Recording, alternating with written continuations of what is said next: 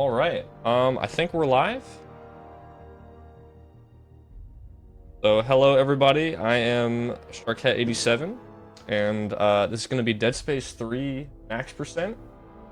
So, it's a long run, so we're going to go ahead and just jump in here. So I'm going to create a new save file. Zio, you want to introduce yourself while we get started? Oh, hello. Yeah, I'm Zio. I will be commentating alongside with Sharkhat. I'm like a Dead Space speedrunner as well, Dead Space 1 and Dead Space 2, but yeah, we'll probably talk about those as well later on. But hi. Yeah. So I went ahead and started this intro cutscene. We normally would start the time when we gain control of our character here, but since we have to watch this anyway, we could go ahead and start it. So I'll just give a countdown. We can kind of just start it whenever here. So 3, 2, 1, go. All right. So yeah, like I said, this is max percent. We'll talk a little bit more about that as we go, obviously, but the idea is we're going to try to collect as much as possible. The game does track your percentage of completion, so we're going to try to get as close to 100% as is possible. Now, the catch is that 100% is only possible in co-op, because there are co-op missions that you can only enter with 2 players. So, if you know, without a second person, you can't fully complete all 3 of those missions. But we can do everything else. So we're actually going to beat the game with 97.7%. So we get almost all the way there. And spoilers, we actually are going to be going in the co-op missions a little bit with some glitches. But we still, with the knowledge we have of the game, we still cannot get a full 100% completion just by ourselves. But yeah, we can get pretty close. So that's what the whole point of this category is. This game is the only Dead Space game currently that, in my opinion, has a good sort of completion category in terms of, you know, grab all the items and then beat the game. Dead Space 2 has a category sort of similar that's kind of cool, but it's not nearly as in-depth as this is because this is a lot longer and there's a lot of items to collect. I mean, there is always the pen category in each game, but yeah, it's not exactly that exciting. Yeah, for sure. Those runs are pretty funny though. So yeah, the very beginning of Dead Space 3 is you know, it's a little bit of an intro. So well, this level is literally called the prologue. So there's not gonna be too much crazy going on. You saw me pick up an item already, an artifact. So that's the only collectible in the prologue. So other than grabbing that, it's just going to be a regular, you know, sort of any percent run through of the prologue. I'm going to roll here because it prevents enemies from grabbing you, and that guy always goes for a grab. And there we go. I got it. Doc, I got it. Alright, so we're gonna see a couple other mechanics sort of shown, you know, at the very beginning of the game here. So this is a rappel section. We have rappel sections in the game that go both down and up. Yo, what's up, Looney, by the way? For the ones going down, we pretty much just want to hold sprint and forward, and we'll just jump. In fact, it's actually faster here just to keep holding forward instead of trying to jump around the right side of that rock. So this one is super simple. The rappels going up are a little bit more complicated and obnoxious, but we don't have to deal with that for a while, fortunately. We can also just hold right here to avoid all the obstacles, and we'll just go. But yeah, special shoutouts to Looney real quick. So he has been running this game, I think, pretty much since it came out, and he actually is the one who created this category and pretty much figured out all of this by himself. So you know, on top of the any percent route that that we've been doing. So yeah, so major shoutouts to him for figuring all this out. It's a lot, especially, you know, just like figuring out how to get into all the optional missions, the co-op missions and stuff like that. Yeah. We're coming to the end of the prologue here, and well, we're kind of chilling. Fine young soul. I guess I could explain the story a little bit. General Mahad. Oh damn. Sir. I'm not the biggest Dead Space lore expert, but basically this is 200 years before the main story. Earl Serrano, always Um, the optimist. Oh, someone could probably explain this much better than me, but basically this thing I have here can help prevent And now for the love of a bunch of these you know, alien zombie creatures called necromorphs from got to do what's right. I'm respawning. yeah, respawning pretty much. This general wants to cover everything up, hence, you know, everyone being dead. Yes, sir, of course. Good. Yeah, there's a whole thing where they sort of expand the lore of the universe to include these giant, huge necromorph creatures called moons. It's a whole thing. Again, I'm really bad at explaining the plot of this game. I've only played it like casually myself, like twice. So It's terrible. Like the lore of Dead Space is like super duper complex, and there is like so much stuff happening. And when I did like both of my marathon submit and even in live, I've struggled so much to describe the lore because yeah, there is just so much happening. yeah, I mean, at least with like Dead Space 1 and 2, I've played them casually a ton. So like when I'm explaining it, and the goals are pretty simple. You know, it's like, all right. Yeah. You know, in 2, it's like, get to the government sector and destroy the marker. That's like the whole, like, you know, that's the whole goal. But, yeah. I'm actually gonna throw a ping in the... Forgot to announce the run beforehand. But, while I do that, we're finally at the start of Chapter 1. And we're gonna be playing Isaac here for the rest of the game. And, yeah, basically Ellie and him from the second game, they dated and then, you know, they broke up and she left and he's all Take care of yourself. being a sad boy. As you can see by the whiskey and the random scrawling on the notebooks and and whatnot. Alright, let me just post this real quick.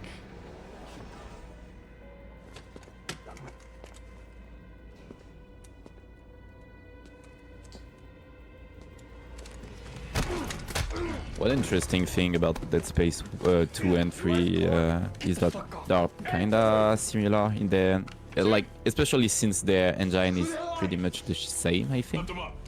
Like, it's a bit updated for co-op, but and like tech-wise, I guess. But it's pretty much the same, and it makes for like a lot of skips that are pretty much the same in both games. Yes. Alright. I also have, I mentioned this to Zio beforehand, we actually have this this entire document with all the items listed and they're color-coded and everything. So, for the beginning of the game, there's not as many items, and, you know, I feel like I've played the beginning of the game more, so it's easier to remember where stuff is. So you won't see me looking at it too much right at the start, but especially once we get later in the run, I will have to actually reference that a lot. Again, there's a lot of items to collect, and some of the optional missions look pretty similar, so... Okay. Just don't want to have to, you know, miss one item and go back for it. Are you trying to explain Dead Space 4? Yeah, it's like... yeah, I know what the story is. Alright, explain it. You know, I don't know. Like, that's kind of how I feel about it. Alright. So we're gonna grab an audio log here and a text log. That's already half the items for chapter 1, so we're doing pretty good. This game adds crouching, so you'll see me crouching under doors that open vertically like that. It's a little bit faster. Who the hell are you guys? And now we're gonna do our first skip, actually. So I did say the beginning of the game is a little bit of an intro section, but this is sort of the highlight in terms of, you know, glitch tech and stuff. So I'll explain the way this glitch works in a little bit, but we're gonna do something called a wall boost here, where we're able to climb this wall, and we're gonna try to jump out of bounds here. So this is called a car skip. We're supposed to jump in this car to progress. There we go. Okay. I have a thing for choking with skip. I want to do live runs. I don't know why. It's not really that hard. There we go. Okay. We're gonna crouch and then roll over here. Nice. All right, out of bounds. These guys are still gonna shoot us, but that's fine. Just keep running. Game audio is kind of low. I can turn it up a little bit. Boost over here. And there is also this weird image of a guy, Yeah, he's just chilling there. which kind of became a meme and an emote at some point. Yeah, Luna's got it. Make your way to the top floor. Yeah. Yes, so we call that guy Carman because you see his face during the skip. But there we go. Okay. So yeah, that's just a little bit of a shortcut there, and it skips a shortcut scene, which is always nice. Get our introduction to stasis here. So if you haven't played this game, you have this power up where you can slow things down. It's mostly used in combat to slow enemies down or to slow objects down for puzzles. Grab an artifact. I could talk a little bit about the different kinds of collectibles. So, assuming I don't miss anything, there's artifacts, audio and video log, or audio and text logs, blueprints for weapons, and upgrade nodes for weapons as well. I think that covers it. This isn't just a manhunt. There's lots of different kinds of weapon parts. I don't know. But why topple the government? Why EarthGov? Danik blames So fortunately, and one of the things that actually makes this category viable or good for routing in terms of speedrunning and whatnot is this game actually does track what items you collect. It'll tell you what % completion you have for the full game, for individual chapters, and then within each chapter it'll tell you how many of each collectible there are and how many you've gotten so far. So that's really nice. It lets us track and double check what we have so far. And again, it's the only Dead Space game that does that, so it's really the only one that has a good all collectibles kind of category. Isaac Clarke. The other thing is, and we won't see this for a little bit, but you can actually chapter load in this game, which is again something you can only do in this game. So if you've beaten a level already, you can quit to the menu and reload from it, and you can replay it. That's really nice, especially because there's lots of other optional missions and things that will unlock just by playing the game, and we can warp back to them later. It makes the routing a lot more open because we don't have to do everything in order, and a lot of the optional missions have really difficult combat compared to where you would be normally in the main game. So it ends up being a lot faster to do most of those optional missions even in the early game, all the way at the end of the run, because we actually have beefed out weapons, because again we have to pick up everything, so might as well build good weapons towards the end. Oh yeah, this is one of the main villains, Danik. He's sort of this James Bond villain sort of dude, a little goofy, but yeah, he's part of this cult called Unitologists. So they actually want people to turn into the monsters for some reason. But yeah, fortunately we avoid dying there, which is always good. The fun part is like they hide like the monolith like right in the middle of the city, and for some reason it's just chilling there, and they explode it, and it makes like for the, I don't know how would you call it, the thing that convergence. Oh, the convergence, yeah. Yeah. That's what they call it in the lore for like when the marker turns everyone. Yeah. Necromorphs, yeah. All right. Now that we're done with that, we're just gonna run past these guys. There's only one more item to get in chapter 1. Right after this elevator, and then we should be good. Yeah, if we do miss an item somewhere, it's not really the end of the world, because again, the game tells us what we've collected. There's a couple places that are kind of bad. Like, you really don't want to miss one in chapter 1, for example, because there's only one. Washington Station's not far. I can ride one of the trains out. There's only one place you can actually load in for chapter 1, and it's right at the beginning. So like if I missed this artifact here, I would have to spend, I don't know, like 7 or 8 minutes just like running all the way back through to grab it. So fortunately we should have everything for chapter 1, so don't worry about that. And we can always verify that at any time, so I can see got all the items there. Which actually leads me to a point I was going to make about how the game tracks completion. So you might have seen it actually didn't say 100% for chapter 1 yet, even though I collected all the items. So you get percentage for actually grabbing the items, but you also get completion for finishing the chapter. And what counts as finishing the chapter kind of depends.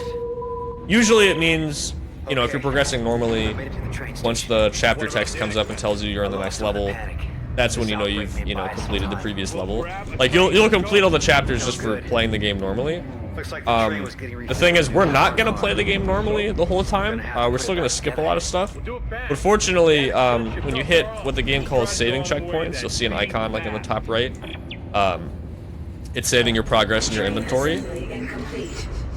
You do get other checkpoints. I'm gonna get an invisible one, as we'll call it, right here. And reloading that's a little faster. But the game only saves your progress when the actual saving icon comes up. But if you hit one of those after skipping a chapter, sometimes you'll still actually get the completion All right, Norton. The train's for the hooked up previous and ready to chapter. head out the south gate. So one nice thing is we can actually do almost all of the regular any percent skips, some of which save up to 20 or more minutes, while still getting the chapter completion, unlock optional missions and all that. So just by doing the any percent route, we actually do unlock a lot of stuff for later. I missed that guy, but that's fine. Which ship is the Eudora? The bigger one that just flew over your head.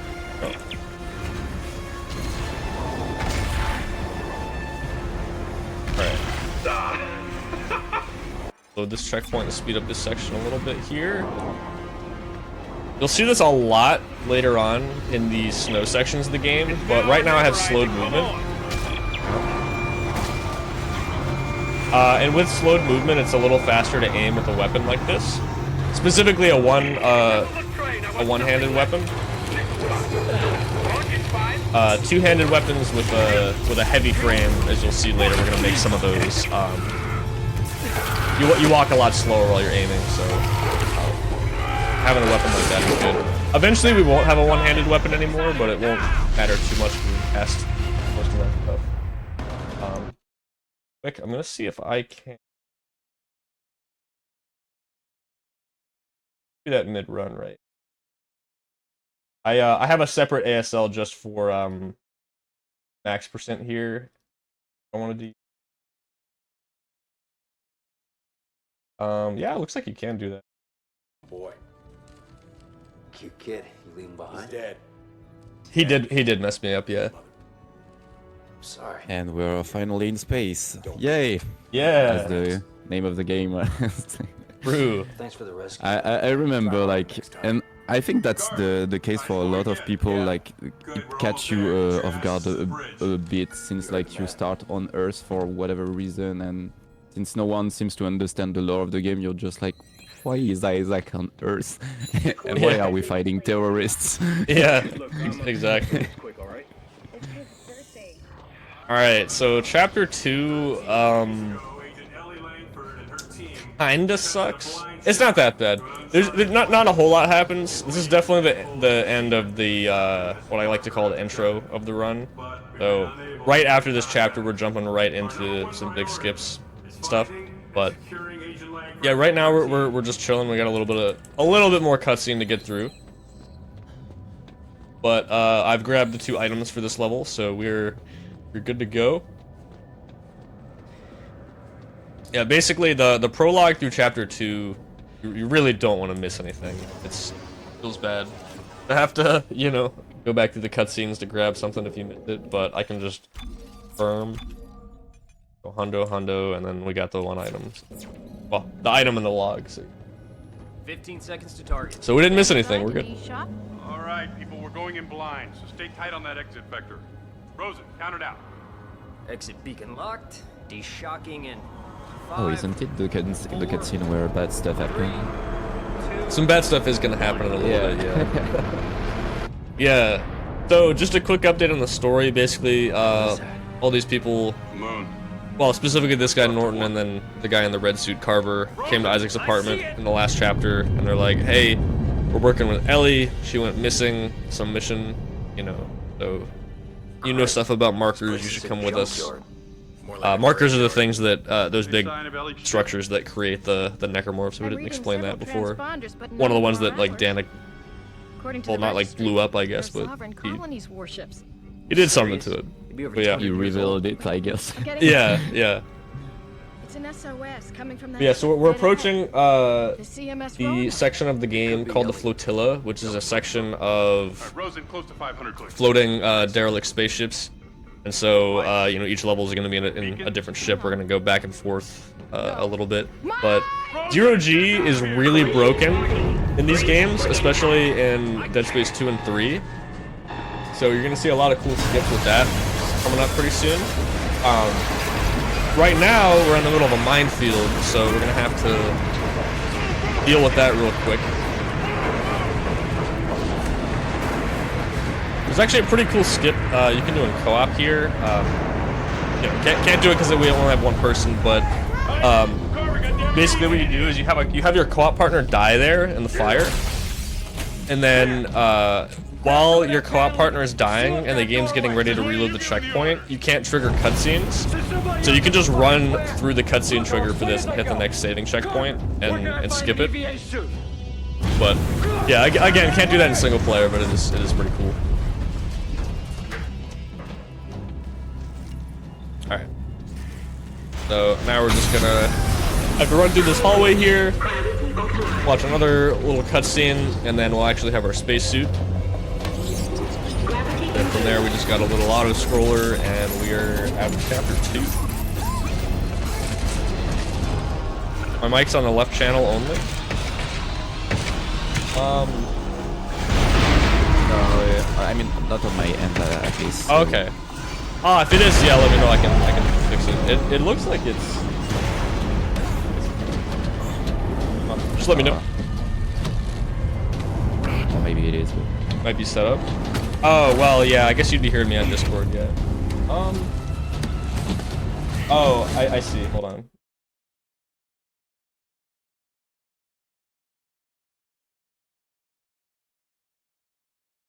There we go. All right, thank you for letting me know. I think I fixed it. I was looking at it and I'm like, oh, it looks like it's going through. Man, let's look at it again. All right, but that should have fixed it. The room's sealed. What now? I'm gonna try to free it from out here. Okay. There we go. I With can the see suit. the room. Rosen? And bad stuff happened, of course. Yeah. Oh shit! All right, so this part is not too hard. It's the same every time, so once you know how to do it, it's you can actually get through it without having to shoot anything here. It's always really funny though. I can't slow it down. I've seen people who learn this game for the first time panic here because there is a lot of stuff they throw at you, and the mines will do damage to you, but everything else just kills you. Touch it. So obviously that's a little scary. Isaac, where are you? But again, it's the same every time, the same pattern. So once you know how to dodge it, it's. I've always be scared of like you have like exactly the same kind of thing at the end of Dead Space 2. Like that's literally the last thing you do before ending the run, and no one practice it, and you can die to it. Yeah, that one feels bad. Hey, That watch happened. it! Watch it! I can't see around it. They punched through it! Oh no! Oh no! But by the way, is there any way to skip having the suit in this game? Since like now in Dead Space 2 we do skip having the suit on Isaac's end, and yeah, that's kind of funny. Yeah, if you could skip chapter 2 somehow, then you could, but I don't think this area loads in until you're done with the auto scrollers. But man, I would love to be able to skip chapter 2. Alright, now we're gonna get into one of the first actual big skips of the run, besides cars. So we're supposed to go into the entrance to the Roanoke up here, you know, and help our injured crewmates and stuff. We're just not gonna do that, and we're gonna do some zero-G clips here. We're gonna do two different kinds. So the first is called a wiggle clip, which, as it sounds, we wiggle our collision. We get part of Isaac stuck in it, and then the rest of us slide through. Now we're gonna do an align clip.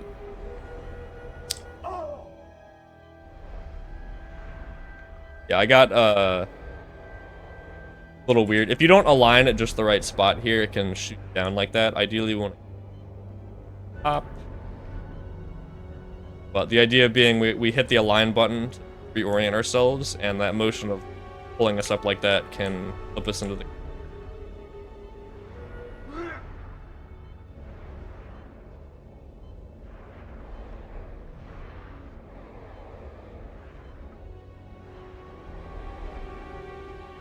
Sometimes you can kind of wiggle back I've seen a into. lot of ships. That's what you're trying to do there. Never anything like these. Yeah, that's because the sovereign colonies. Yeah, were sore it's pretty losers. much all just a timing They lost thing. the secession war It could to be Earth because FPS they too, scuttled so their entire fleet. this game does have Surprised some any frame rate survived. dependent What were they glitches, doing this some far of from which home anyway? they work at higher frame This rates. is where Ellie went? I can bet it had something Almost. to do with the markers. Wiggle clips are really weird. The feeling of the skips can be kinda, yeah, difficult to get. Yeah, and this one can be a bit tricky too. It's just this game, even though these clips were actually found in Dead Space 3, this game has some of them. Like the ones in Dead Space 2 are a lot more straightforward, I think. Or like they're pretty similar to each other. Also, as you said, we have a lot more FPS in Dead Space 2 usually, so Yeah. it helps a lot. I'm in. Okay, that's not really the way you're supposed to do that. I can't see how much FPS I'm getting actually right now, so not sure if skill issue or hardware issue, but that works. Yeah, we just clip into that tube there. Most of the ship, or most of the checkpoints and things are, or well, actually maybe not all the checkpoints, but most of the inside of the ship isn't really loaded. This game doesn't really load all the rooms in at once. It might have some assets loaded, but the actual room, like fully loaded in like this, it's usually like one at a time. And when you open a door or hit a load trigger, it'll then load in the next area. So it's not like the whole level is just there already and we just clip in. We gotta just like, hit a checkpoint or something. Yeah. Load the progress. All right, I think that's holding them for now. Good. The SOS is coming from directly above me. And it looks So like I found these the guys are primary called generator. wasters. If I can get Okay, power nice. going, So they have a I'll chance cross over to for you. transform into a What second about you? phase, there's like an that. elevator here that goes straight to the spire. It's seemingly random, I'll meet you at Ellie's coordinates. so they can kind of just troll us. We hope they don't do that. But yeah, for generator 1 here, we want to repair it by fixing these 3 sections. And so we just have to hold this with our kinesis ability for long enough. If I didn't explain that, you can pick up and grab things that from a distance. But yeah, there we go. So we fixed the generator. If you take damage or let go at all while you're turning those things, it just cancels it and you gotta restart Hey, it. we have power. So The crossover that's why you see me is shooting the opened up. enemies there. Otherwise, I would just keep Rose, holding it and run lock by and them, stay put. get them to a Isaac ton of Carver damage. will rendezvous with the Spire. Got it. Roll a couple times here so we don't get stabbed.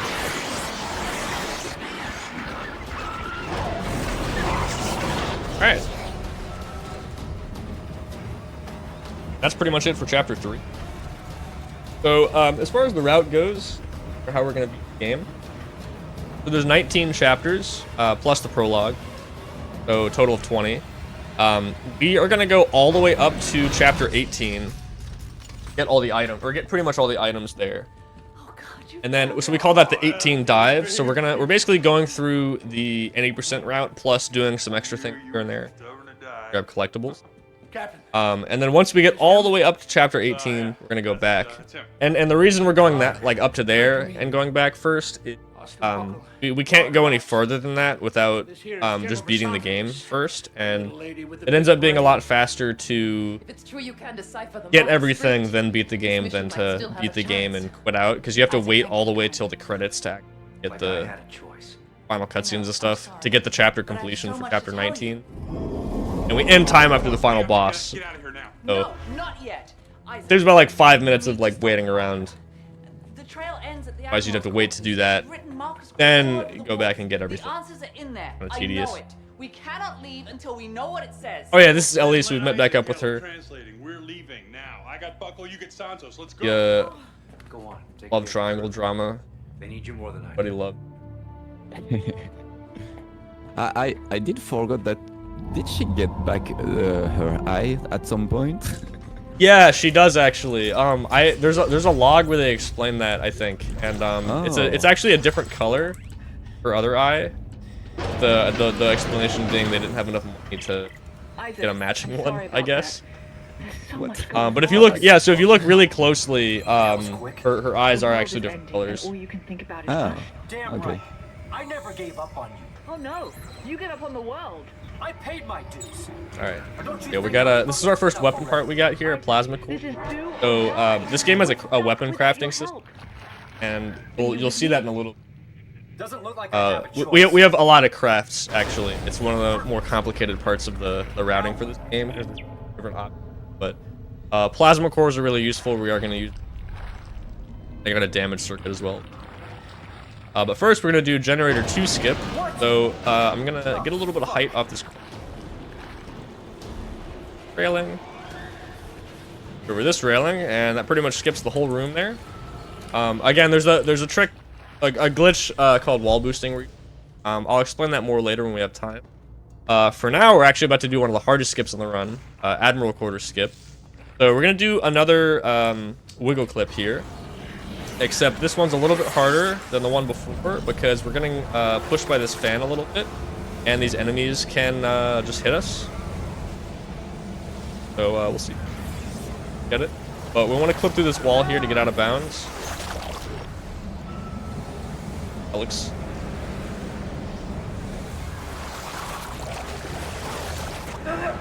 Usually you don't want to sprint when you, but on this one you do. But yeah, it's like roughly railing. Yeah, as you can see, like if you don't get it right away, you get pushed by the fan. You just get hit by these guys and they interrupt you. Actually. All right.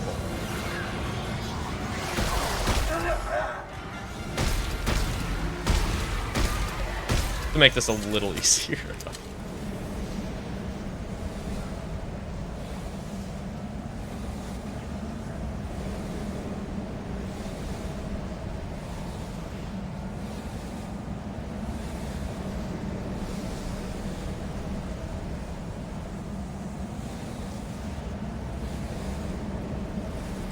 I hope it's not my. I have. Oh, there we go. Okay, now. Let's go. Because I've streamed a few practice runs and I had enough. Sometimes it's just. All right, so now we're out of bounds. We're gonna set up something called a kinesis launch. So if you use kinesis, you hit the top of the 0G area because the 0G areas are just a big bounding box and don't go on forever. If you're using kinesis when you hit the top of the bounding box, the game will launch you really, really fast. I've just launched myself all the way across the map. There we go, first try, okay. All right, cool. We really don't want to have to redo all of that if possible. That's nice. So we hit this checkpoint here. This section of the game is a little broken now. It's a dead end. It won't progress normally. Unfortunately, if we reload from a saving checkpoint, go to the menu, load it, the game will progress just as normal. So we can use that to actually fix the game state where otherwise would just be stuck, not able to. Alright, so I grabbed some items. If I progress through that room, we're going to progress the story. So we're actually going to backtrack now. And you'll see sort of what I was talking about, where we can still skip things and have the game, well, like update the level. So essentially the game thinks that I have played all of this normally, this whole level skipped, which means there's certain things that aren't play, including cutscene. So we're able to just run through here, collect everything. Come on. I have a couple more items. X log. So normally there'd be enemies here. You'd have to do a puzzle there to unlock the elevator. That's already been completed. You can collect a lot of materials for crafting, and one of the most important is tungsten. So we're gonna grab some by shooting deer head here. So this is the Admiral quarters. You're supposed to come here watch a pretty long cutscene to learn story stuff about what you're supposed to do next. That's one of the main advantages of doing the skip in this category is cutscene just doesn't play because the game thinks we've already watched it, and so we run in, grab the items, and leave.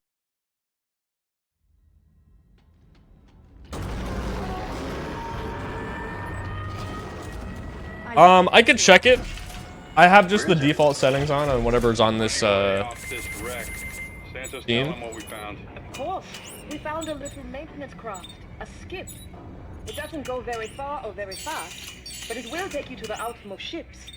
Here, I'm sending you the I think coordinates. that's all I needed to do. Now, let's get the shuttle so we can head home already. Robert, we are not going home. Hey, hey. The we'll crafting get the part shuttle of this first game and decide has what to always do. been Hang out and take a fascinating look for at me, this since like skip. it seems like deep there are like so much parts you can go for and craft your own gun, but at the end there are like really 3 choices that are really good. Oh, and the rest is alright. for sure, yeah.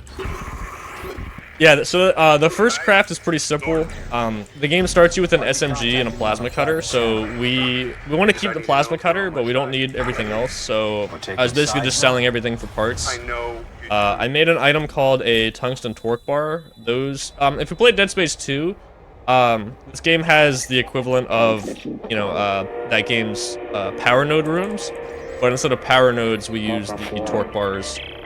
Do you guys hear this? It's like a room with a bunch of My rig's collectibles and picking ammo up and some stuff. kind of looping So, message. It sounds because there's official. items in those, we do need coming from the research to make a vessel few CMS throughout the 3. run. So I'm This could be going ahead very and making one important. now, If I get a chance, Well, we I'll can. check into it, Santos.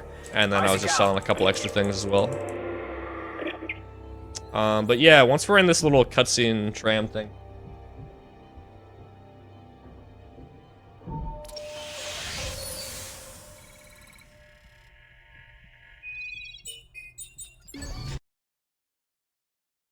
Yeah, we're heading over to the Terra Nova now. It's one of the ships area.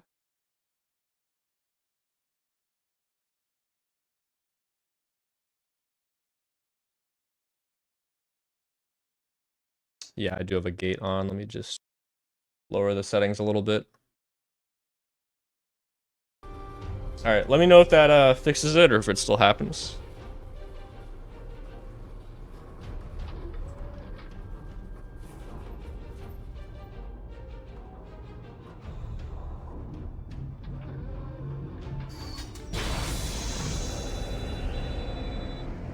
Cool.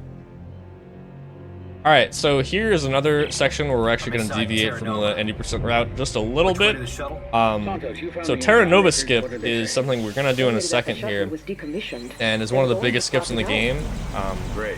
When I said we have skips in the game that save 20 minutes, I wasn't exaggerating, and this one actually does save around 20 Take a minutes. look around the ship. It's going to skip all of chapters 5 and 6, but there are items in chapters 5 and 6, so we have to get them at some point. So the first step is we're going to grab all the stuff at the very beginning of chapter 5, which is the 4 station. So we're just going to take this elevator, grab a couple things. Got plenty of inventory space. We do have to manage the inventory space a little bit too, because your inventory fills up very quickly with all the stuff we have to grab.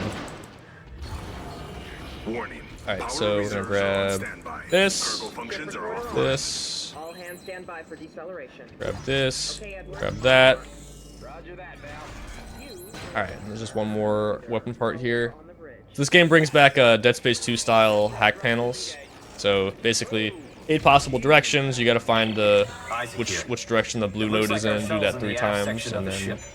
I'm updating our then you're locators done? now. Okay, just tell me it'll get us to the nearest shipping lane. If we can get it space again. Judging from the diagnostic, it's a real. I forget actually what weapon part it is, but there's one in here we got to grab, and we're gonna reload checkpoint because it puts us on the other side of that door. Grab this. All right. So that is the beginning of that. We don't have to play first to 4 station right now. So again, you can see what I mean about putting back to the menu and loading other things. So we're just gonna load back in right here. This doesn't really matter for the run per se, but it's kind of interesting. So you might notice I don't have an air meter right now. So there's what we call the infinite air glitch in this game. So for whatever reason, if you're running against a door with high enough frame rate, entering a 0G or like a vacuum, it just doesn't give you an air meter. I don't know why. It doesn't happen in Dead Space 2, I don't think. Or if it does, it's like really, really rare. But in this game, you literally just run into the airlock door with enough FPS, and it just doesn't do it. We have like the game gives you a lot of air. Like we don't. That's the, you know, it's not a problem obviously, but it is kind of funny. All right, so this is I think this is aft station over here. That was 4 station behind us. So this is actually where chapter 6 is, and fortunately there is a checkpoint we can hit and reload from that puts us right at the end of chapter 6. So it's gonna let us skip both chapters entirely. And again, that's actually gonna let us get the chapter completion for chapters 5 and 6, just as if we had played through the whole thing normally. So that sort of thing is saving us a lot of time over the entire run. And then once we're doing our backtracking, we'll come back and actually get and do some other out of bounds and stuff to grab the items for both chapters. But yeah, there we go. System check complete. And another small trick is this area slows us down when we walk out of the elevator, but the game can only change your state once per time you walk into these triggers. So instead of slowing you down, it prioritizes making you stand up. So it just makes you stand up instead, and you just get to run at full speed there towards the turret. Small little time save.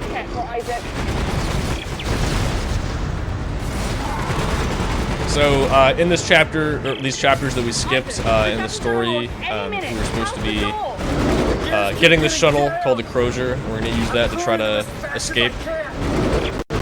Well, I think the plan is to escape, but then they decide they want to go down to the planet because they find out it's the marker homeworld or whatever. But yeah, the Crozier's over there in that room. We haven't actually seen it yet.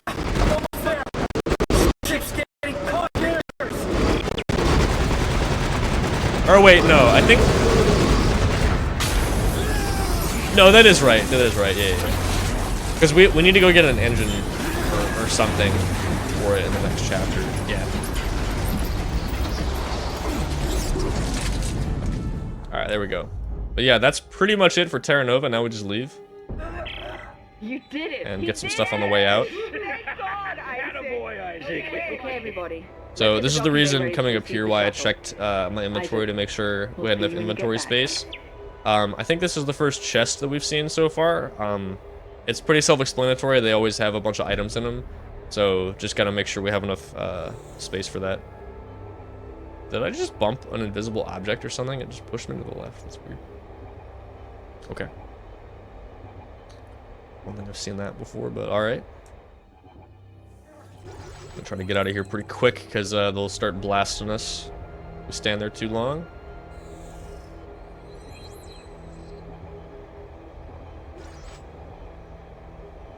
Alright, so one more small trick we're going to attempt for the Terra Nova section is... It's a little finicky, so no guarantee we get it, but it saves like 20 seconds if we do.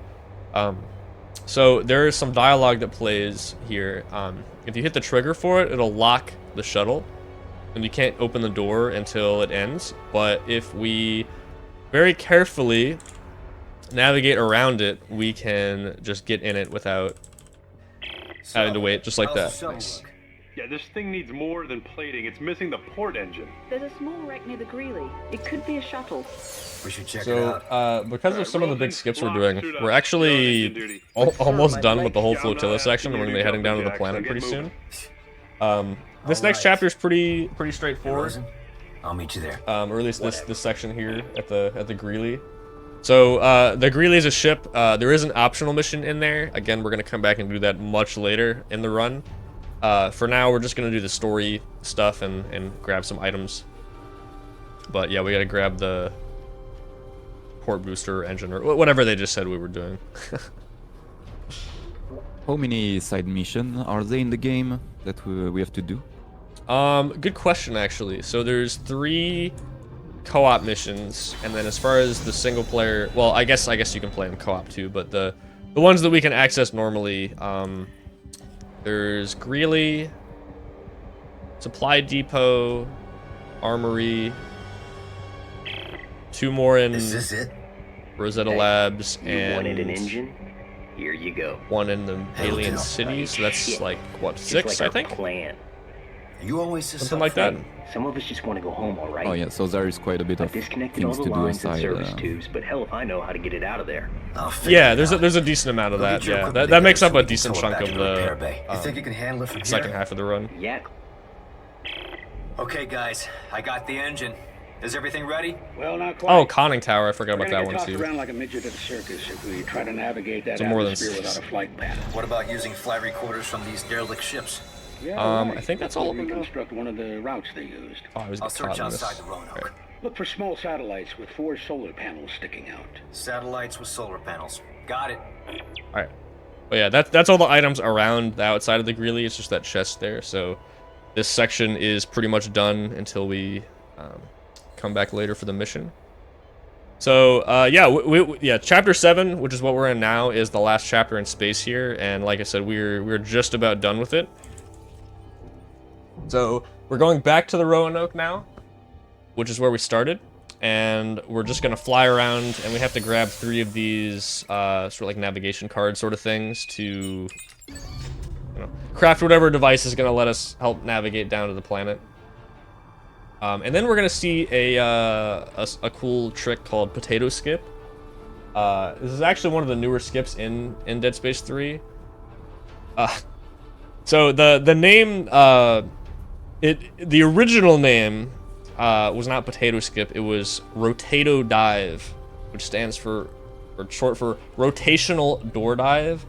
As you can tell, that's a little bit of a more cumbersome name, but it's very descriptive. That's exactly what it is. So a door dive in this game is what we call when you open a door to load in a room and it makes you fall. Well, in this case, it makes us fall. Usually you'd be falling into it already if you weren't in 0G.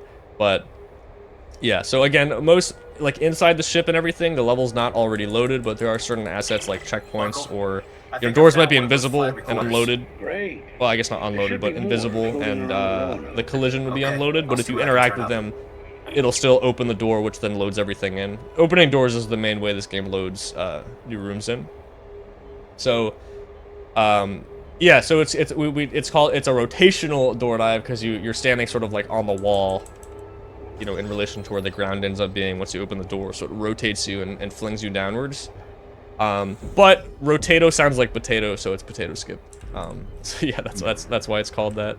Potato is like much better anyway, so yeah, that's fine. Wait, where did that part just go? Come on, game. I saw it just like fly out, and then I missed it, and now I don't see where it went. I was behind the case or. Oh my goodness. All right, I might have to. You know what? Okay, that's kind of silly, but I'm just gonna do this because this will be easier. Usually you just grab it right away, but he grabbed the box instead, and I usually don't miss that, so I don't know where it went. Just flew off somewhere, but that's fine. We'll just grab that there. But yeah, so we're gonna do potato skip in a sec. It's just a shortcut to get inside the ship a little bit faster. Buckle. I think I found This is actually one you could try at home if you want.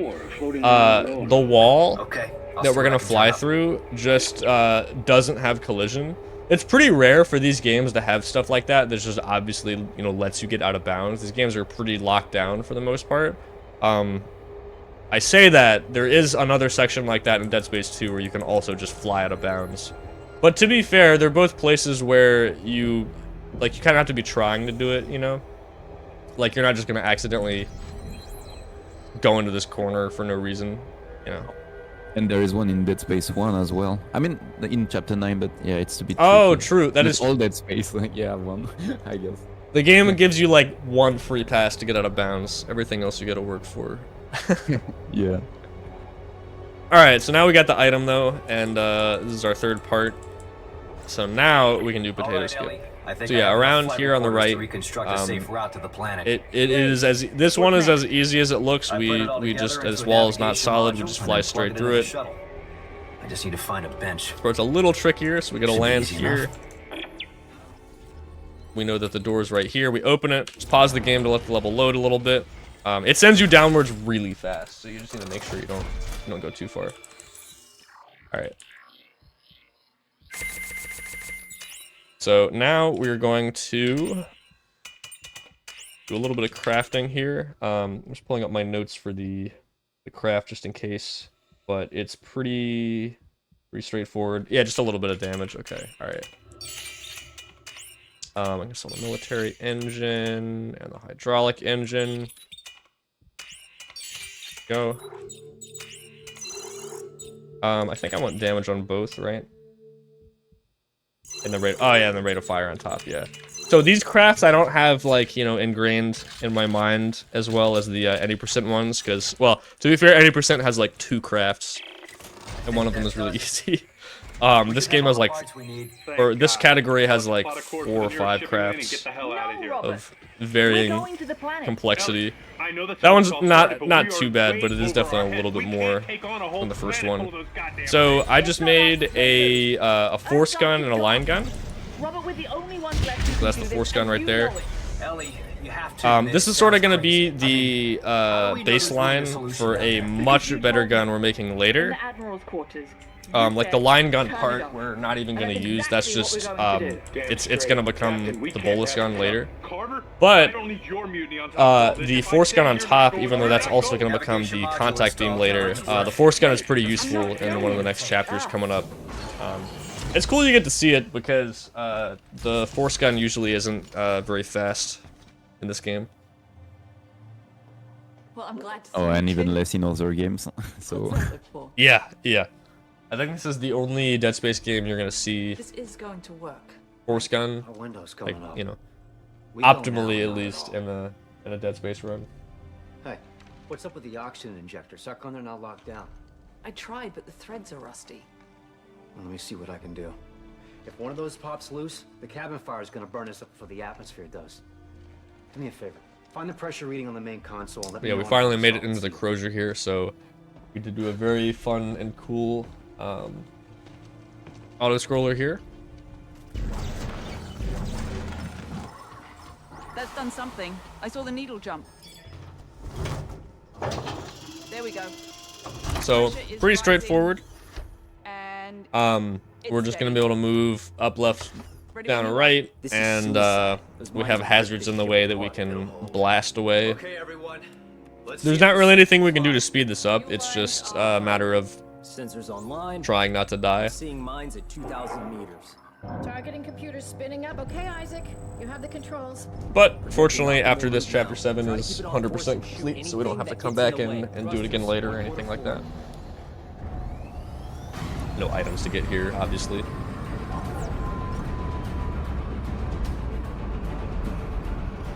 In fact, I don't think Chapter 7 actually has any items. I think it considers Chapter 4. Because Chapter 4 and 7 are both, like 3, 4, and 7 are all kind of in the Roanoke at some point. So I think it just counts that as Chapter 4.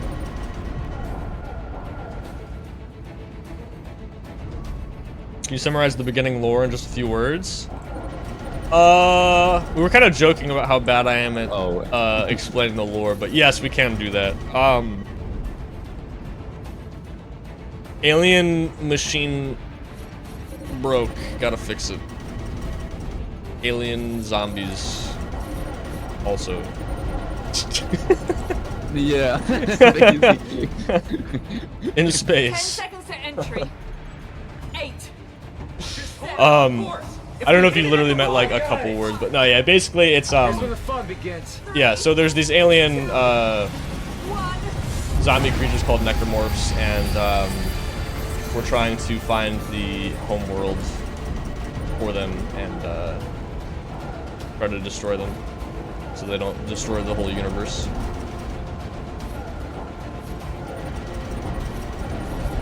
Well, welcome on in, by the way. And there are also other aliens that are not necromorphs, but yeah, we'll see them later on. That too, actually, yeah. We're coming in too And hot. we are going to their planets, actually. Can't correct now. We'll miss our window. This angle, Right we now. won't reach the window. Okay, I'm sending you a new vector. So yeah, you'll get these little cutscenes here. There's a couple scripted hits that you take. We're shaking apart. We're almost through. And you'll see those in the cutscenes and stuff. Got some really nice Ace Combat gameplay. Oh yeah. I don't think we explained or introduced that character, but that was Locke. So rip. Without the thrusters, we're dropping like a rock. Shit. Hang on. I gotta go refuel the tank. He's part of those characters that appear for like 10 seconds or a minute, and you love them, like Edgar in Dead Space. Yeah, exactly. There are some optional characters that do get some more attention normally in the game. Probably the best one is Buckle, the older guy sitting in the back. We get to see a little bit more, or hear a little bit more of him than the normal speedrun. He has some dialogue in the optional missions, or at least one of the missions. But yeah. Also, that was also Rosen. He was the guy complaining earlier, so also rip for him as well. Another gauge, I can't read it. Yeah, he did not make it. Yeah, he had some like headache issue, I guess. Yeah, you could say that. Alright, so yeah, we still got plenty of health. I could honestly just blast into a lot of this stuff and be fine, but gotta dodge most of it at least. It's not too bad to dodge all this stuff, but usually, you know, it is an auto-scroller, so it's like, it doesn't really matter. Alright, so yeah, then we just get a little bit of another cutscene here, and then we're on the planet. So, I think I had mentioned before, the first, a little over half of the run is sort of like the any % route plus extra stuff. After that, there's not really going to be almost any cutscenes, so, so some of the, like, what the beginning of the game's a little bit, you know, back and forth. It's like, you know, you do a bunch of stuff, you got to wait around a little bit, you do a bunch of stuff, you know, but once we get past like the 2-hour mark, it just like, you're just doing stuff the whole time pretty much. I mean, there's still elevators, and you know, sometimes you got to take a tram or whatever, so I guess that's kind of a cutscene, sort of, but yeah, there's definitely less of that kind of thing. Once we get in the snow here, I mentioned at the beginning of the run, there's areas where you get slowed down, and it's faster to aim with a one-handed weapon. So we're gonna use our cutter to move way faster. He moves really slow normally if you don't aim here.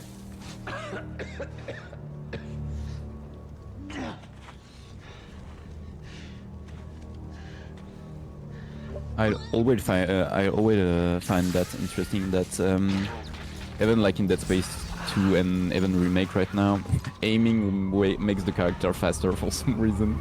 Yeah. Well, and Remake's got its own sort of funny aim tech as well. Yeah. Yeah, if anybody hasn't seen in Dead Space Remake, you can combine your full sprint speed with the aim speed. Like, you can stack them together, so you can move a lot faster than you're supposed to be able to. It's kind of silly. The way it works is the game doesn't let you sprint while you're holding down the aim button, but it doesn't actually check to see if you are aiming or not. So if you use the tap to aim feature instead of hold to aim, you just tap and then you're aiming, but you're not actually holding aim anymore, so it lets you sprint.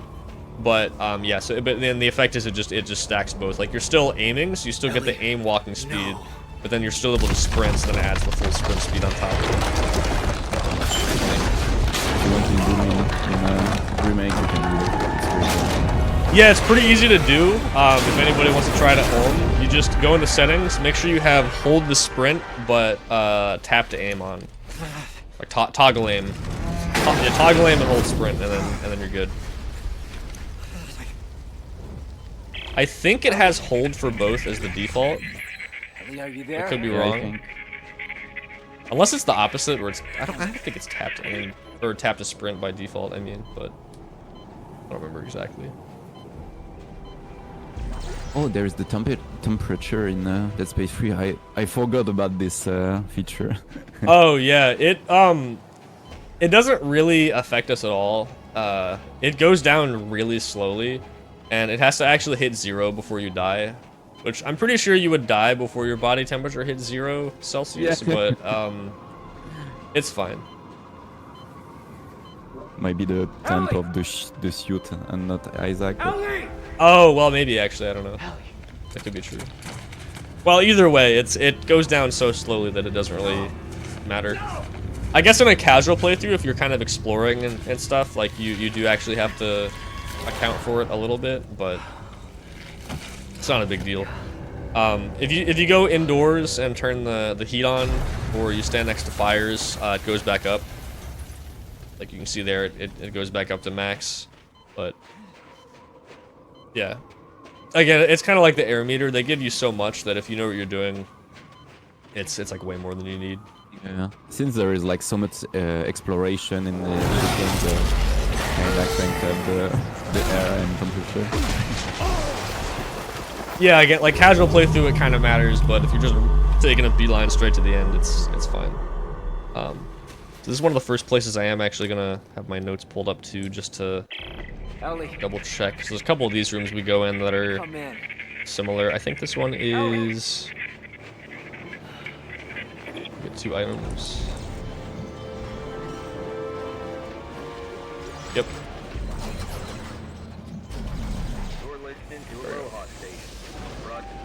Yeah, there's 2 audio logs we get in this chapter by turning on one of those generators.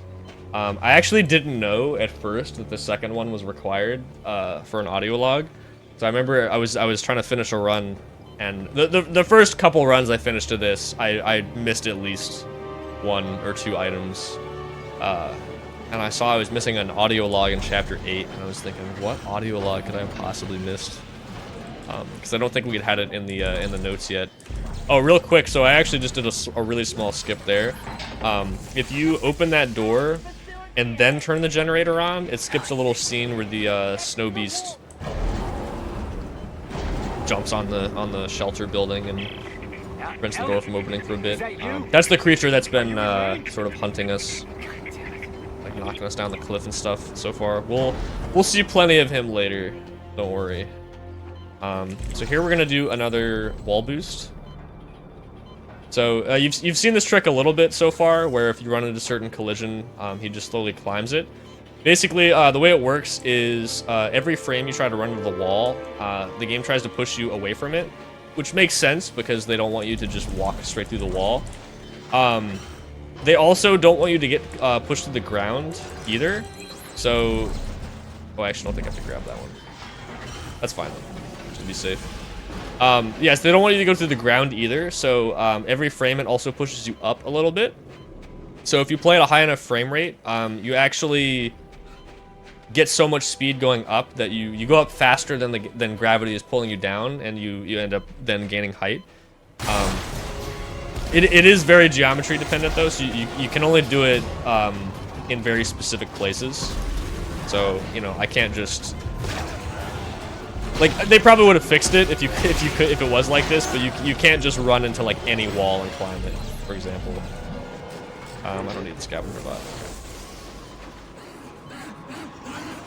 And here is going to be one of the first times we're going to deviate from the regular any % route pretty significantly. So normally we would do something called suit repair skip.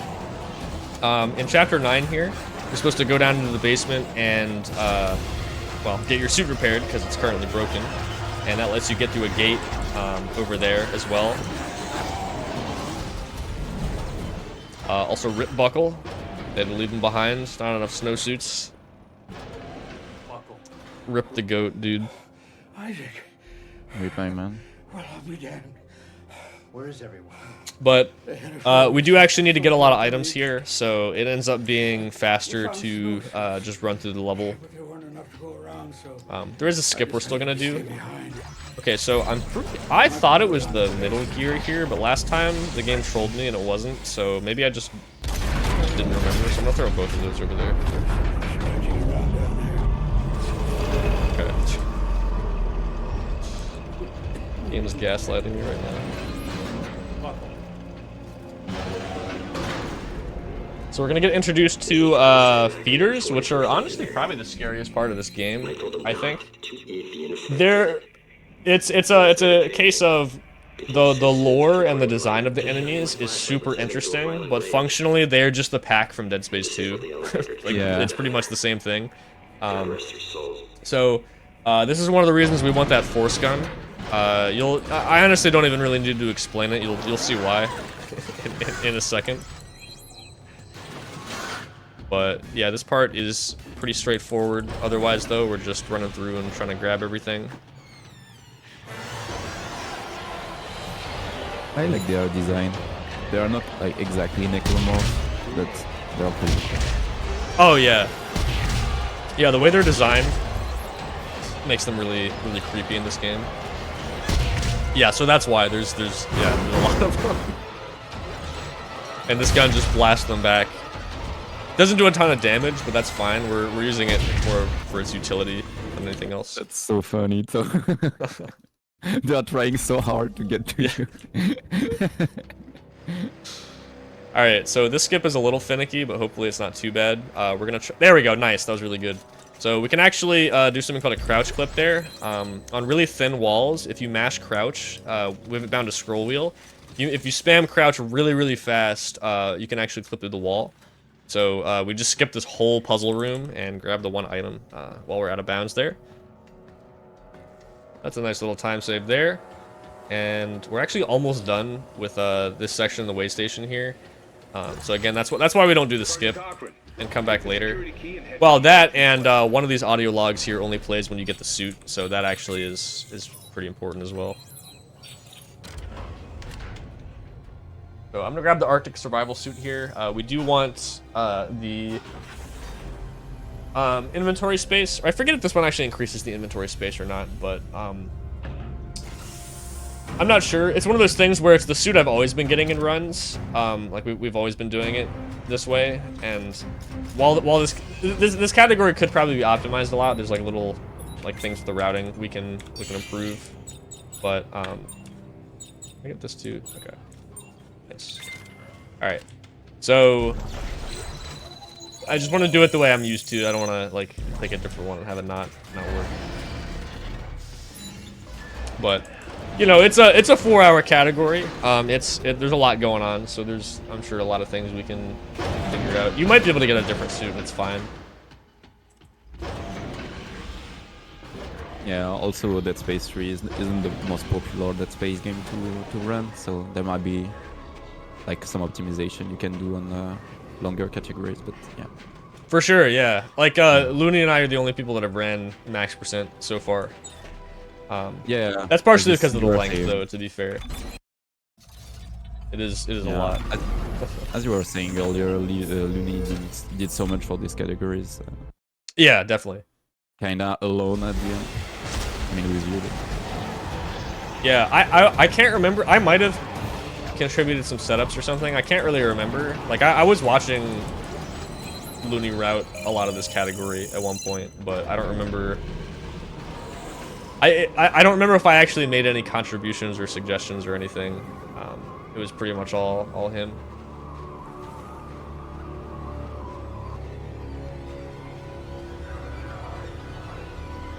All right, so the rest of chapter 9 here is just going through this little area. It's some, you know, this is an early 2010s game, so we're gonna get some nice quick time events.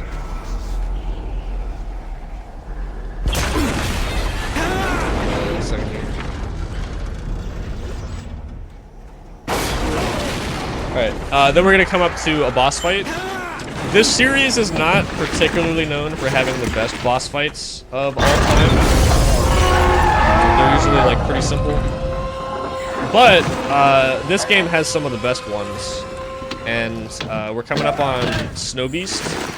Snow Beast 1 specifically. So you fight this thing 3 times. We're gonna skip the second one. We do actually have to fight it the first and third time. But yeah, this fight here is one of the harder Dead Space bosses to optimize. In the grand scheme of things, it's not that bad, but again, this game, you know, this ain't Dark Souls. You know, that's all I'm saying in terms of the boss difficulty.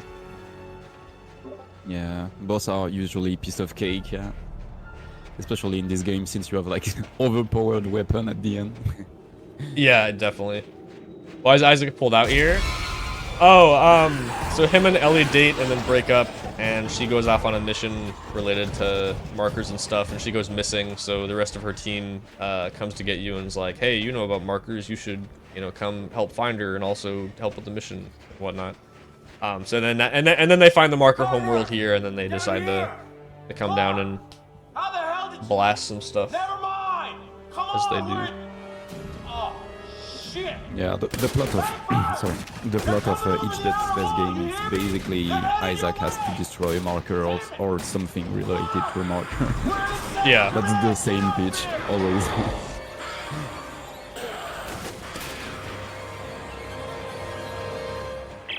Ellie, there we go. All right, another short little cutscene here, and then we're fighting the snow beast. Great. So he's got, he alternates between two different phases, and we gotta do each one twice. So he has these 3 tentacles come out. Ideally, we'll hit all 3 in one go, because once you damage him, he will, or like once you hit a tentacle, he'll do a charge attack. So if we can get all 3 in one go, we can skip the charge attack, which is nice, but it is a little tricky because they're kind of all over the place. Nice, okay, we got it. So then he's gonna reveal the weak spot and walk towards us, and I'm just gonna shoot one of them.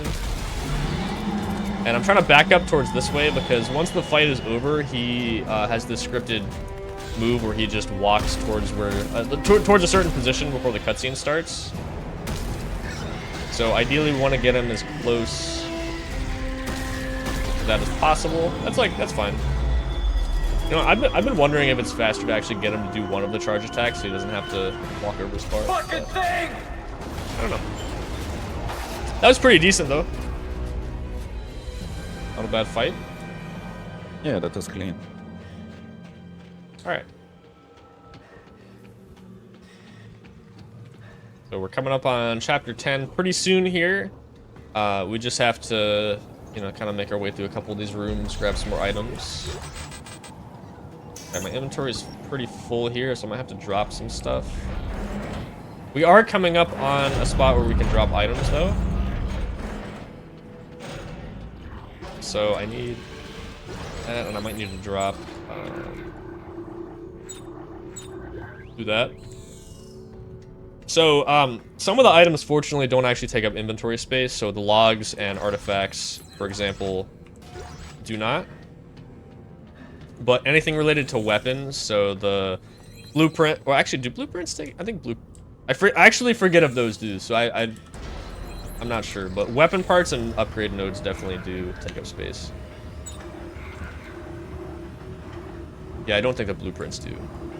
Is 2 slots enough? I might need to drop one more item, but that's fine.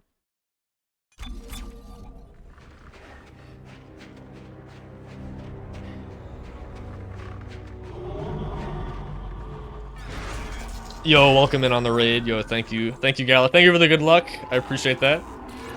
Hope your stream was good, and welcome everybody. We're doing some Dead Space 3 max %. If anybody has any questions on the run, feel free to ask. We're all literally chilling right now. We are chilling. It's 5:40 a.m. A good time. Oh. Well, for me it is at least. Yeah. So this is like very slightly slower in real time, but it's a funny strat, so I'm gonna do it anyway. You can hit the checkpoint from outside the building there and just reload. It puts you inside. You can't reload checkpoint while the saving icon is actually on the screen there. If you could just reload instantly and it would save a lot of time, or well, like a few seconds at least. We do normally time this game with loads removed though for. We should give you some time alone. I golden that split actually. What the hell does that mean? Nice. It means someone's in the past. You're often glad to see him. That split is so the game splits. Or we have it set up so it splits whenever you reload from the main menu. So that split is like 10 seconds just running to the checkpoint, but it's funny. But yes, with the pause menu time and loads removed, that is actually faster. But you know, if you're in real time actually waiting, it's a little slower because you gotta wait for the checkpoint thing to go away. But yeah, so this is for everyone coming in. This is max percent. You can't get 100% completion in single player. You can only do it in co-op. So max percent is we get the highest completion currently known to be possible, including using glitches.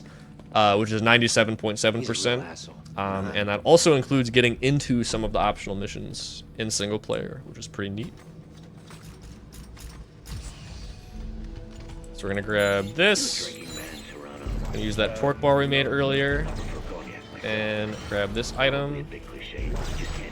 Alright, so our inventory is super full, so it works out where we can drop everything off here, free up some space.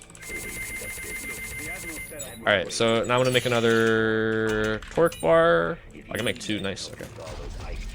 I don't want to make too many though, because I do want some tungsten for crafting some weapons in a bit. Hey, wait for Isaac. But 2 should be fine, I think. Isaac, we're just outside. I had something really tragic happen in, well, tragic maybe is a little dramatic of a word to use, but I had something really bad happen in a practice run, which I'm glad happened then, because now I know not to let it happen in this run, which is the next craft coming up at the end of this chapter. The game gives you a checkpoint a little bit after you enter the room, which saves your inventory. Come on! But it happens in the middle of doing the craft, so if you reload the checkpoint after that, it gets screwed up where it essentially eats a lot of your items. I will be grabbing a safety checkpoint afterwards, so I don't have to risk losing all my items. Because in that practice run, I ended up not having enough materials to craft one of the guns that I wanted, which isn't the end of the world. Some of the weapons would craft just speed things up a little bit. It's not like required to beat the game or anything, but it's still kind of obnoxious, you know? That's impossible. Need a buddy for 100%. Why is that? Oh, that's a good question.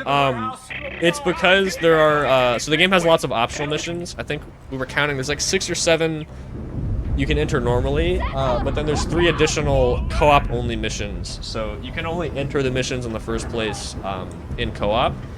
And that's why, just because there's chapter completion for beating those missions, and there's items in those missions.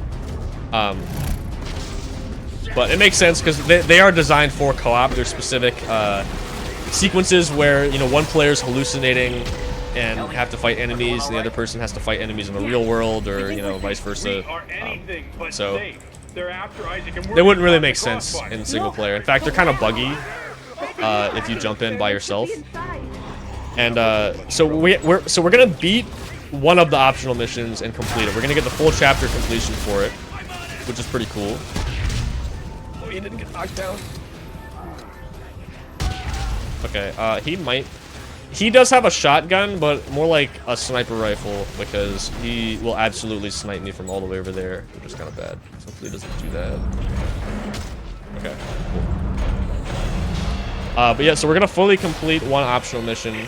The other one, we're gonna grab, I think, all the items, but you can't get the chapter completion because it soft locks in solo. And the other one is the Brusilov, which is in space in the flotilla. That one we currently can't enter. We have some theories, so it might be possible someday.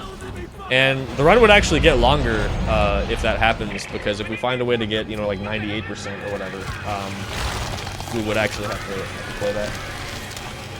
How much percentage is max percent currently?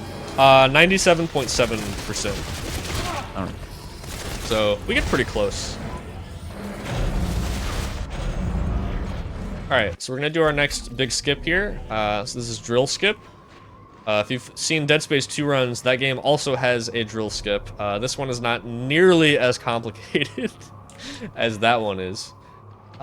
Basically, we're just gonna skip this this big room here where you normally gotta do a fight on the drill platform. There's another way to do it, but fortunately this one is way faster, and I say that because that one is has a very high FPS requirement. It's kind of obnoxious, but we did a wall boost there to get out of bounds.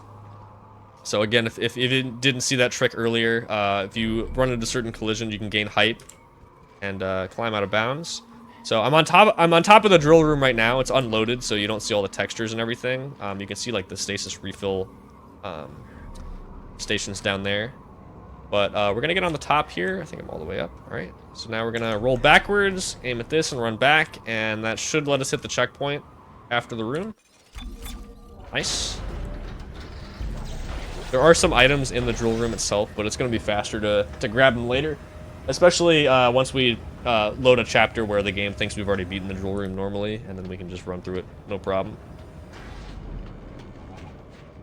All right, so we're gonna do another big craft here. So I'm gonna pull up my notes for that real quick. I think we're just making contact beam and pull this gun here though, right? Oh. Isaac, there you are. We're upstairs in the observation Yeah. Okay. So this gun I said was a template. So we are gonna get rid of everything we don't need now. Yeah, by template I mean we wanted to use it for what it was at the time, but now we want to make some different stuff. All right, did I sell everything I didn't need? Wait, we need to get inside that Need thing. that.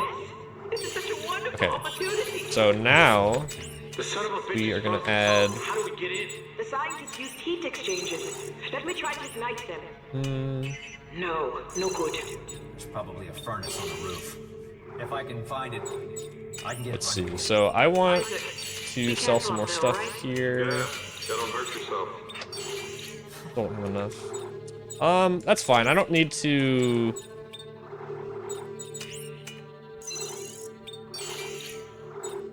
Doesn't need to be perfect. Just give me enough. Almost. Yeah, so this is definitely one part of the run where we could probably optimize it a little bit more. You know what? I can add more damage circuits later.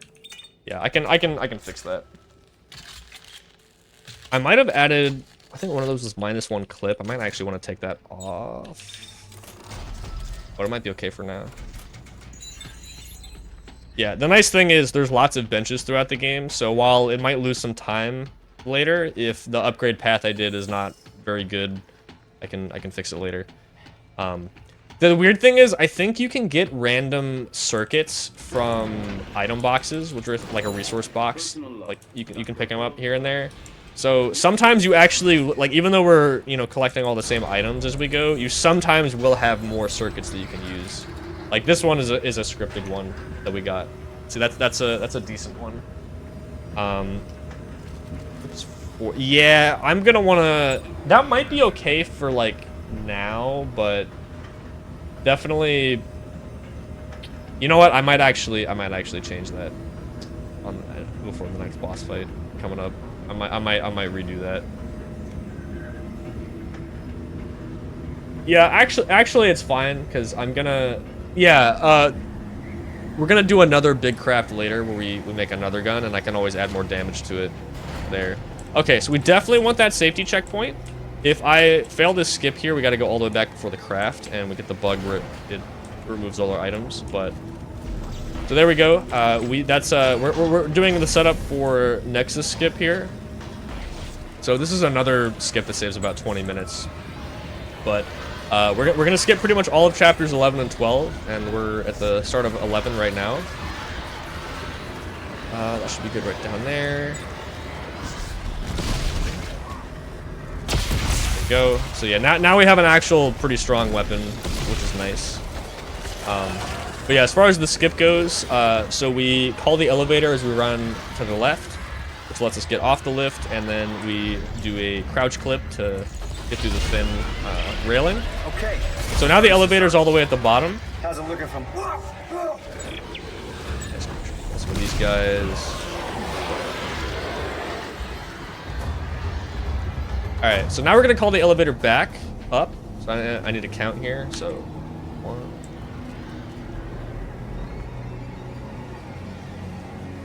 6.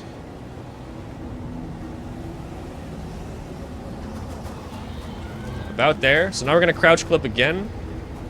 Hopefully. I'm having. Okay, hold on. Let me stop sharing my screen. Oh, I'm not sharing my screen. Wait, was I not sharing my screen? I thought I was. Yeah, I'm watching on the stream. Oh, okay. Yeah, I'm having. If this doesn't work, that means I'm having some FPS issues. Usually it'll work on our checkpoint restart though, so that's a little annoying. But let me try this again. There we go. Okay. All right, that's a little obnoxious, but hopefully it'll work this time. Yeah, like I said, this game does have some FPS dependent tricks, and some of them require a decently high amount. The game's pretty old though; it's not too bad.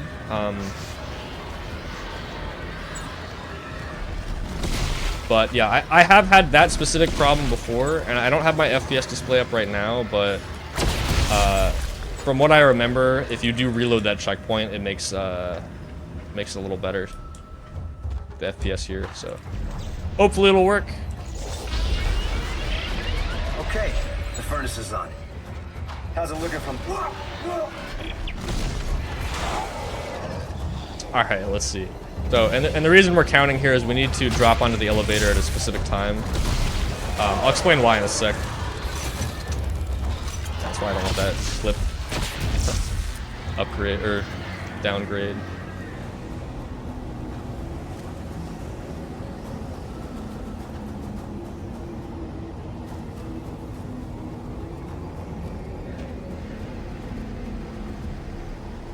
There we go. Okay. Yeah. All right. Nice. All right. So basically, if we drop down at the right time, the level will be loaded in just the right way. Where we want the bottom floor to still be loaded, and we want the top to be unloaded like this, so we can get all the way to the top, and then we can drop down. Because if we drop down at the wrong time, this area won't be loaded anymore. And if we land on top of this door, we can hit this checkpoint. And believe it or not, that checkpoint is all the way at the end of chapter 12. So we've pretty much just skipped the entirety of both chapters. And I'm going to redo my upgrade circuit stuff a little bit, especially because I got some new ones. That's not what I meant to do. Yeah, some of these specific details of the routing can probably be optimized a little bit.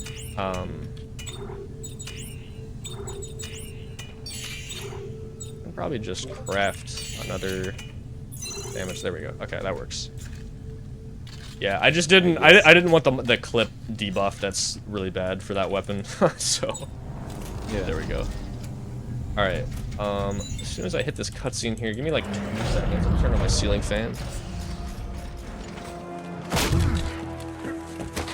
The real run killer. You wouldn't believe the trouble you've saved me. Nice work. Yeah, sorry about that. Just getting a little toasty in here. Did you almost fall at some point? Oh no, I have like a laundry basket here. I just like kicked it when I got up. I must admit, I almost didn't believe Probably sounded worse than it actually was. But thanks to your friend, Norton, I finally found it. Keeping things interesting, you know. Shark space. Well, he is a bright Oh, and one. we are back with the bad guy from the intro. You've got me. Yeah, we find out this guy in the blue coat, Norton. We find out that he actually betrayed us and gave away our position to Danik. He doesn't like Isaac, if you couldn't tell so far. And he's like, "Oh, I'm gonna sell out Isaac, and then the rest of us can go home. We're fine, because all he wants is Isaac." Turns out, this guy's actually, you know, he's just evil, and he's gonna kill all of us instead. So, Norton made a pretty big, we would like to call in the business a big bozo move. And now, and I just have one problem left to purge. yeah, you'll see what I mean. All of you. No, you promised me a ship, Danik. We had a deal. Also, what's the name of the character that we play in co-op that appear in every cutscene, but Carver. Oh, Carver, yeah. Yeah, it's pretty funny how they change up some of the cutscenes depending on whether it's co-op or not. My favorite one is when you first land on the planet and you get knocked off the cliff by the snow beast. You see Carver fly across the screen right to left for like half a second, and it's so goofy. Love it. Yeah, it's pretty funny because he's like always there during the cutscene and then disappear. Yeah, then he just goes off. He's like, all right, see ya. I'll meet back up with you. All right, so for those of you that have played Dead Space 1 or the remake of Dead Space 1, this fight should look pretty similar. It's basically just the hive mind fight from the end of Dead Space 1. It's a little bit different, but not too much. So obviously we do need better weapons at, you know, some point in the run than just the basic plasma cutter, but this is one of the first areas where we actually really do need a better weapon. This fight is pretty bad with just the cutter. This game in general is I would say probably the hardest Dead Space game casually in terms of the combat. They really want you to upgrade your weapons for them to be good. If you try to just beat the game with the cutter and you don't upgrade it, it's not a good time. Even on casual. Yeah. But again, since they are like super overpowered weapon, it's fine at the end, I guess, if you upgrade. Yeah, if you actually explore and take advantage of the crafting system, it's a lot better. I think we're just pissing it off! No, it's working! At the end of the game, they just throw at you like numbers of super duper hard necromorphs, and yeah. It's 10 times harder than the end of Dead Space. Oh yeah, Dead Space 1 and 2 are pretty easy in comparison, I think, combat-wise. They can still be hard. Both games can still be hard, obviously, but I mean, 3 ramps it up a lot. So we want to stand really close on that third shot to the weak point there, because once you get all the way to the front, it pulls you in the stomach like this. So if you stand right there, it just instantly plays the cutscene.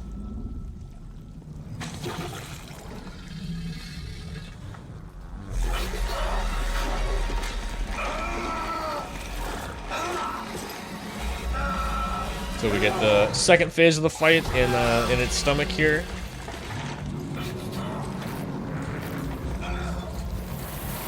So this is essentially just a 0G area, you know, even though we're in its stomach or whatever, but it just lets us fly around freely.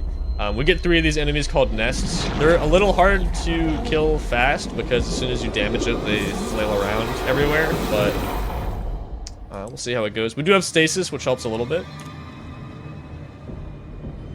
Nice.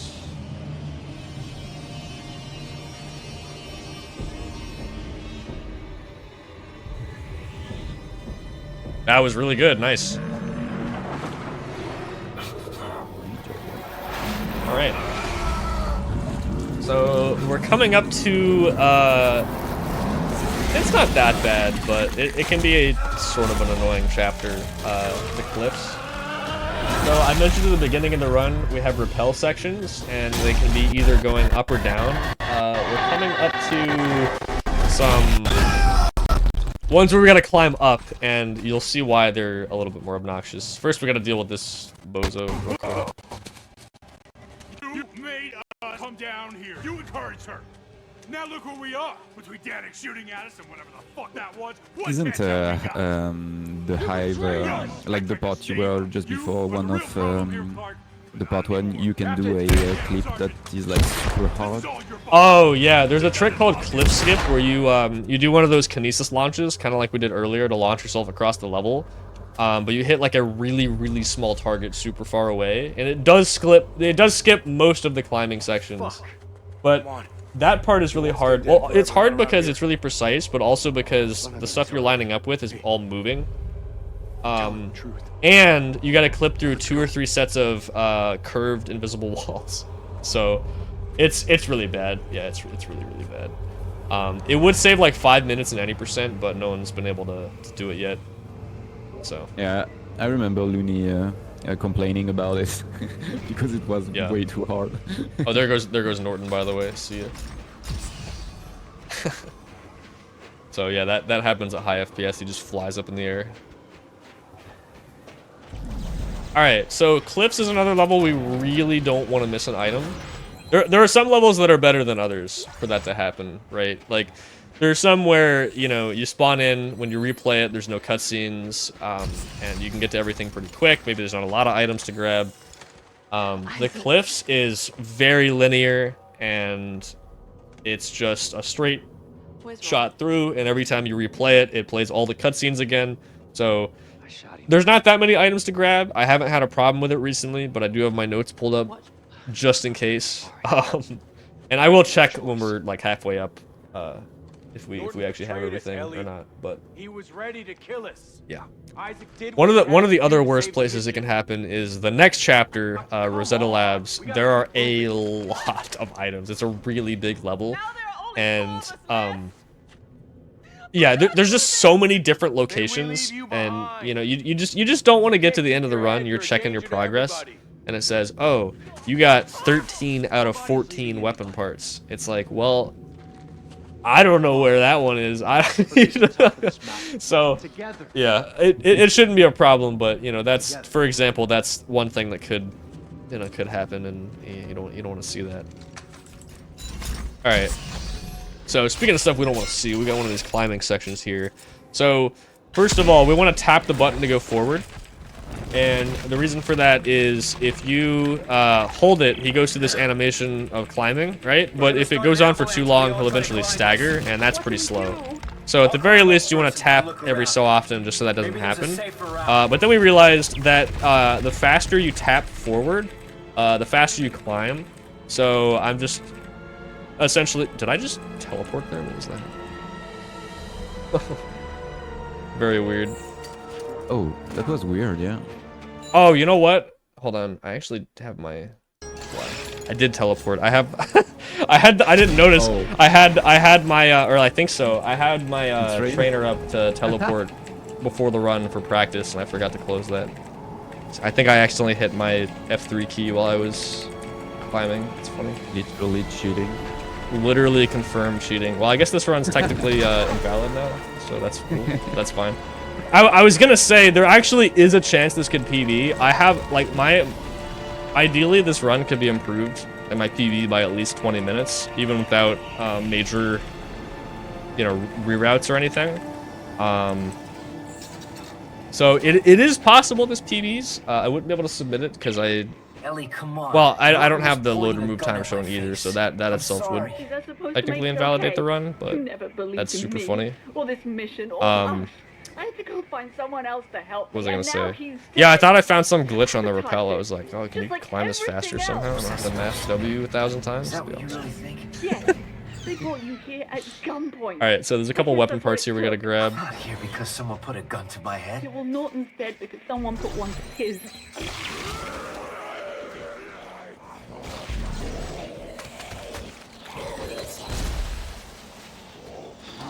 One other thing we didn't mention is that Looney also did a skip, like cutscene skip mode for this game, since there are like a lot of cutscenes, as we can see. And it makes for a like 40 minutes. I don't know how much time they would save. 40? I know it's at least 30. It might be more. It's something like that. Yeah, it saves a lot of time, and it doesn't even skip 100% of the cutscenes. There's some bugs with it where if you skip certain cutscenes, things don't play properly. But it skips almost all the cutscenes in the game, and it over the any percent run, it saves like 30 minutes. Yeah, something like that. Maybe a little more. It makes the run a bit more bearable for any person, at least. Yeah, it's pretty nice. That rock bounced off the lurker. That's just these two rocks that fall here can just be super annoying. They're a little random. It's fine.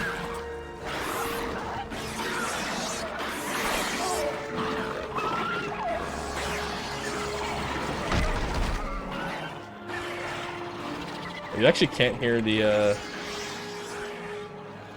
I guess I didn't turn the noise gate down too low. Then that's good because you can't hear me mashing W. Isaac, we're okay.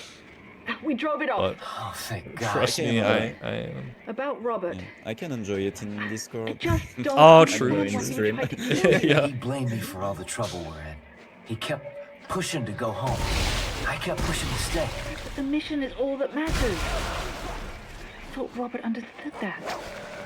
I'm here for you. I mean that. This guy move. Okay. All right, the last weapon part will be right here, and then I can confirm if we Still no winch. got everything. Yep. All right, cool. We don't have to replay the cliffs. That is excellent news. It's infested pretty bad up here. So these boxes always drop stasis packs. Just be careful. So we're gonna grab all three. You and Robert in the same day. We are gonna need to use at least one or two of them here. So this is the second to last climb. This one is super obnoxious because if you don't jump at just the right spot, he won't make it across, and he'll do this stupid tumbling thing where he falls back across. We didn't get it, nice. If that happens, you're pretty much dead just because it takes so long, and this stuff kills you instantly if it touches you.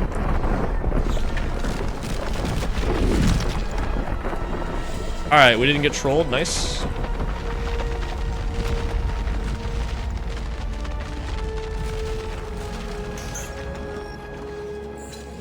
Alright, done with climbing for just a little bit.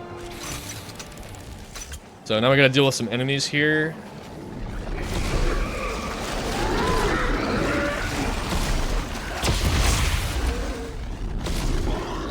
There we go.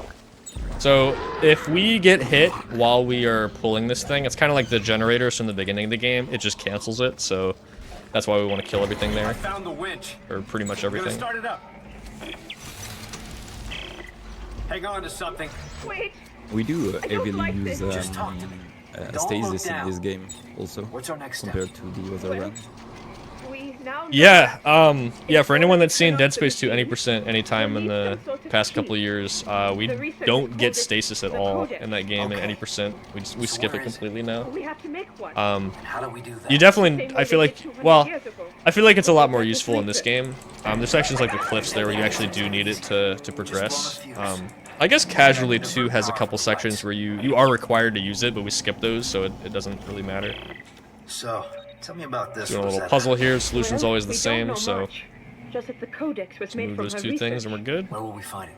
in the facility at the top of this mountain. Great. See? We're almost done.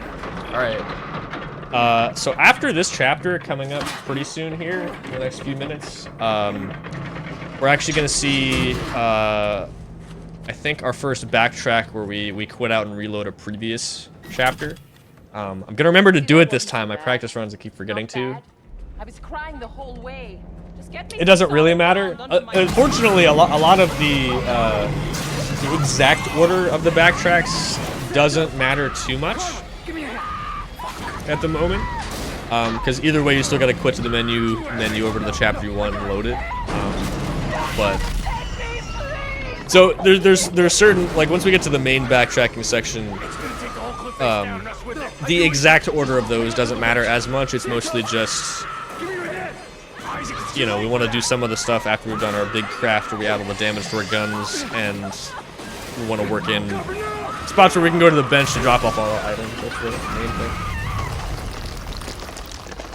So, lost pretty much all our crew now. Isaac's upset about that, obviously. Come on, damn it, give me your hand. I promised her. I could have reached her, but just had another second. So, I mentioned earlier that we were gonna skip. Oh, there's the Snow Beast again, so I was about to mention it. So, we skipped the second Snow Beast fight. One of the big skips we did earlier. And this is gonna be Snow Beast 3. We're actually gonna kill it this time. So, I believe this is the last time we see it. I don't think we see it again while going back to earlier chapters, so. Isaac! She's gone. Ellie. Isaac, All right. pulling the whole cliff down. You couldn't Let's have do it. saved her. Can you get back up here?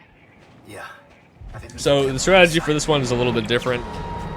The second fight, from what I remember, and I haven't done it since I ran glitchless, I think it's pretty much the same as the first fight. This one we're gonna mix it up a little bit though.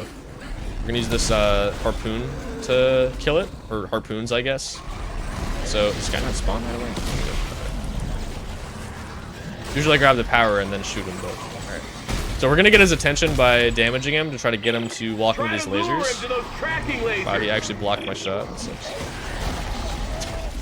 Alright, he's trolling. Yeah. You... There we go, okay. Use the torque control. That was a little It's gonna silly, break free. but the main thing is we just want to kill all the slashers so they don't hit us while we're doing this, and then there he goes, he's dead.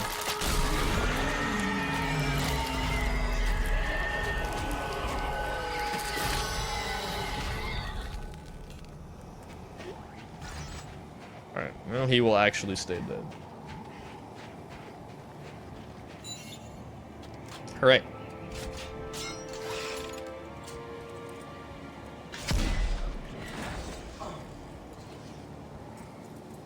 Our last climbing section for a while. Back to the machine. Yeah, until the very end of the game, this will be the last climb we have to do. All right, just one more cutscene here, and we're done with the cliffs. Don't play this level anymore. Hey, it's all right. Yeah, this is basically where they You're a good man. make up. The whole chapter is you know, Isaac being like, hey, I shot your boyfriend, by the way. I gave up. He tried to kill us, and then she's upset about that, and then they kind of just sort of get over it after this. I don't think Norton even really comes up again later in the game, but yeah. But how the hell do we find this Rosetta? She was pretty sad. She was pretty sad for like one chapter. Now she's fine. But now we're still back. Yeah, yeah. So it's all good. Come on.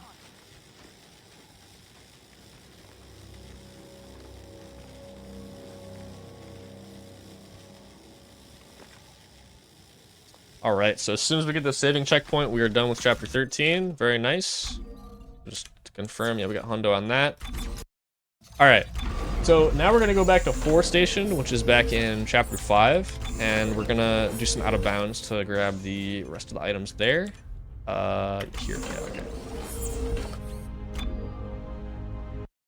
The one thing I like about some of these optional missions that we go back to is there are actually some tricks we can do. I mean, some of the missions, you know, not everything's gonna be super broken. Some of them you're kind of just, you know, running through and grabbing everything, but some of them we get to do some cool stuff like this.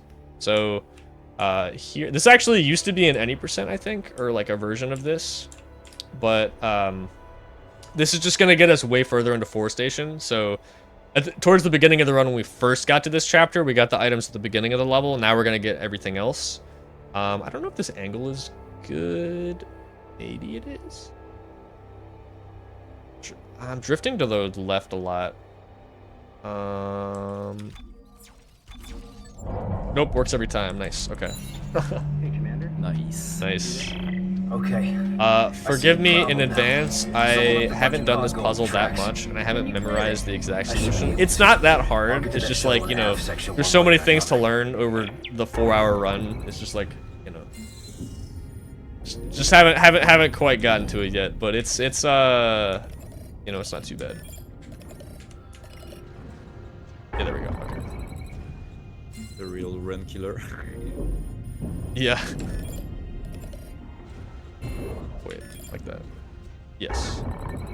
I do know the 4th one is already put together for you, so you can just hold that one. That's literally like the toy for the kids where you have to put the square in the square. Oh yeah. And what goes in the? You seen that though? And then yeah, what goes in the triangle hole? And he just puts the same square in. Basically, it's this, but it's a run. Warning: cargo fault in Bay 4. Containment breach detected. Biological anomalies are present. Please use caution.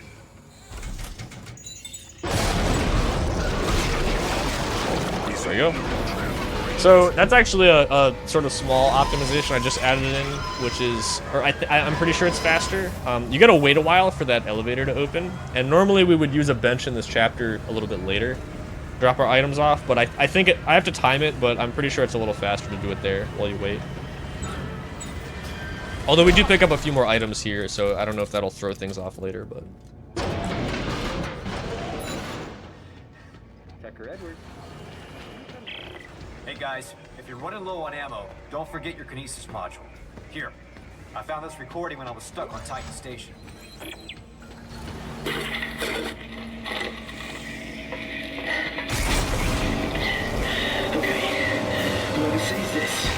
Alright, so this is regenerator skip.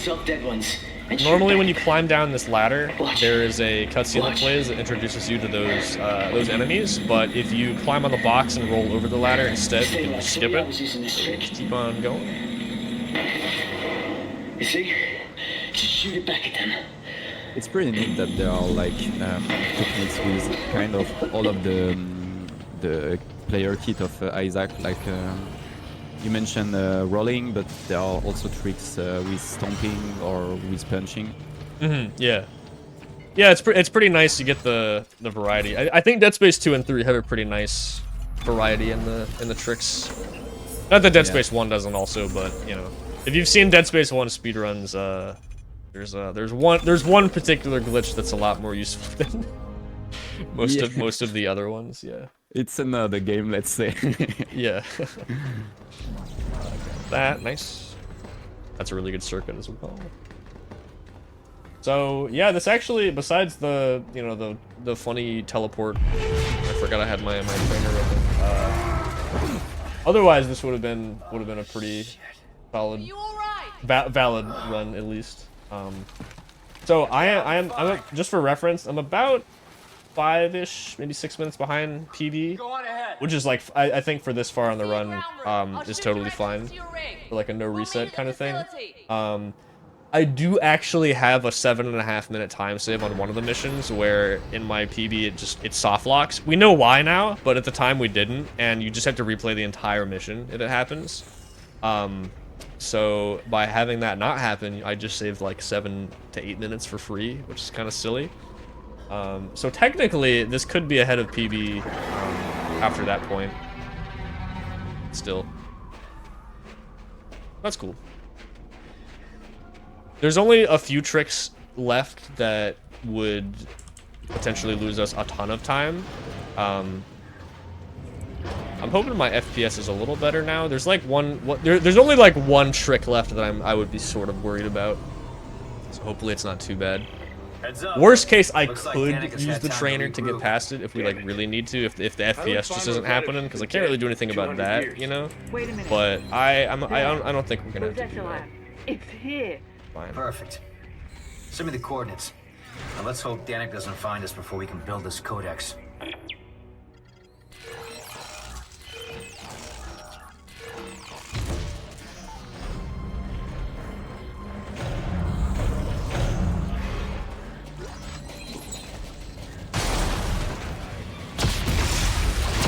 By this point, we were like almost, we would be almost done with any person.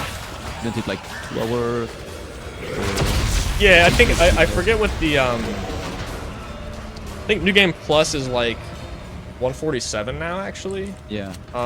Any percent's like 150 something, like New Game. So yeah, if this was a New Game run, we would be, or for any percent, we would be approaching the end by this point. At least in game time. Yeah, right.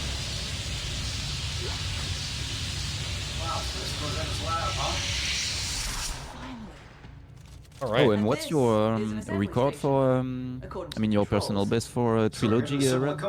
Oh, Dead Space Trilogy. For Trilogy, any percent, I think it's like around 4.5 hours. I want to say. It's a little under 5 hours, I think. That is real time, actually. Fuck this day.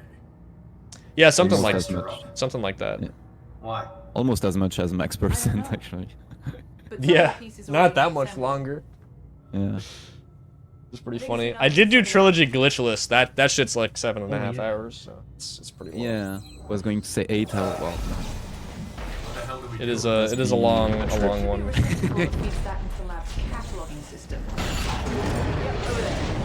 I mean, part of that is just because this game, glitchless, is still like 3 hours, you know. This game is just pretty long compared to the other ones. Although 1 and 2 glitchless are about 2 hours each as well.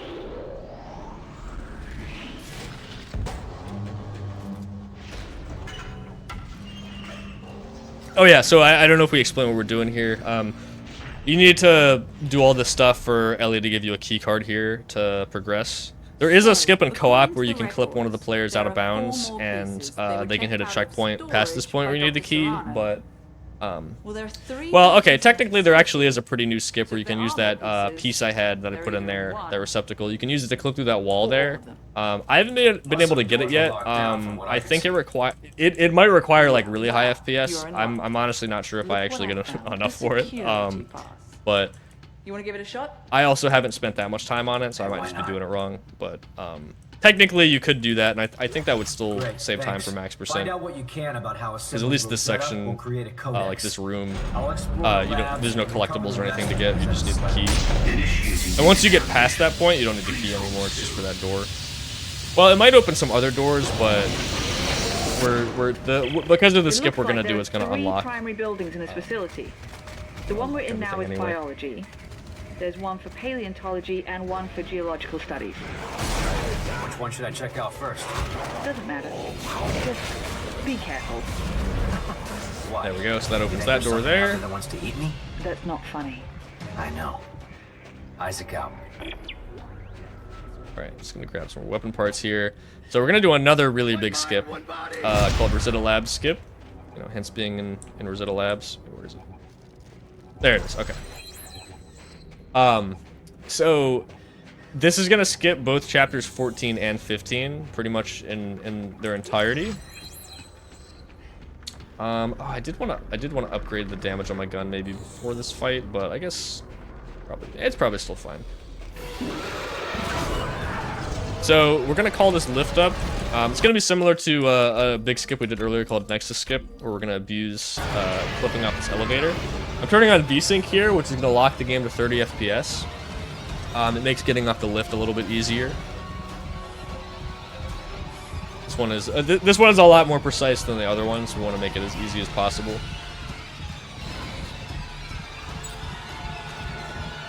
All right, so we're gonna crouch, move left, and we're gonna try to interact with this as late as possible.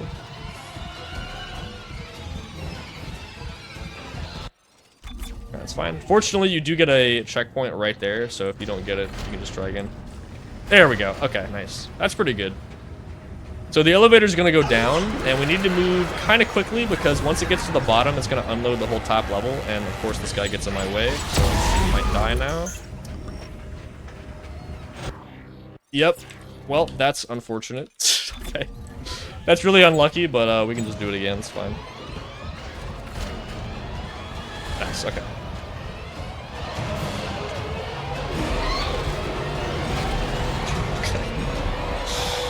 Got trolled a little bit, but that's fine. Alright, so now I'm just going to stand here, and when the level unloads, I'll hit a checkpoint on the other side. And the reason that's important is that now, when we reload, the elevator is at the bottom still. Testing. Testing.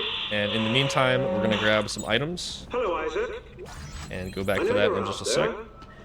Oh, he's going to be safe with the Necros running around. It's just wishful thinking, I guess. You know? Mindlessly following the whim of an angry god. It's an easy conclusion to draw, and I don't fault you for it, but you may be surprised to know that I'm a man of science. A man of fact and reason. What's Carver doing when he's not with us? Exactly. And soon, you'll understand that I'm right. About everything.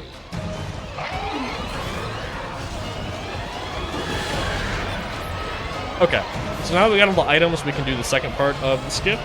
So we're gonna call the elevator up and hopefully clip through. Nice. Okay, that bodes well for our FPS because that's another trick where I've had problems if it's like I'm getting just a little bit too low. So that's good. All right.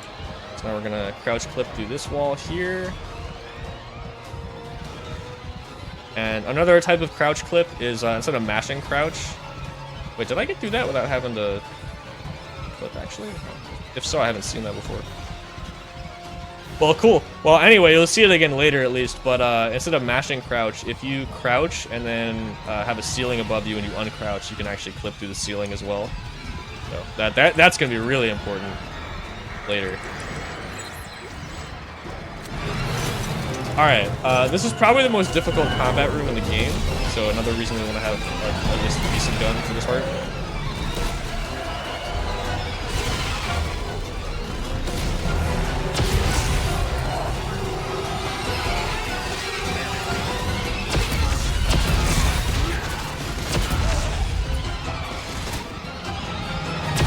Alright, so now some more enemies are going to spawn in. We'll walk over here. Take that guy out. We're gonna use this guy's rockets. Let's some of those guys. Okay. Alright, so now we're gonna do a wall boost on this snowmobile here. Hopefully. There we go. Alright, so these guys are called twitchers, and they move really, really quickly. And as you can see, my gun takes a little bit to charge up. So ideally we wanna just climb up here and we can just sort of snipe them. Otherwise they'll overwhelm us and it gets pretty obnoxious. So all three games. Oh yeah, they're always annoying. Alright. And now we can do a little puzzle. This is one of those ways I think it's cool how they split up solo and co-op. So in solo, you just got to do both of them here, but in co-op, each person gets one of these. Let's go.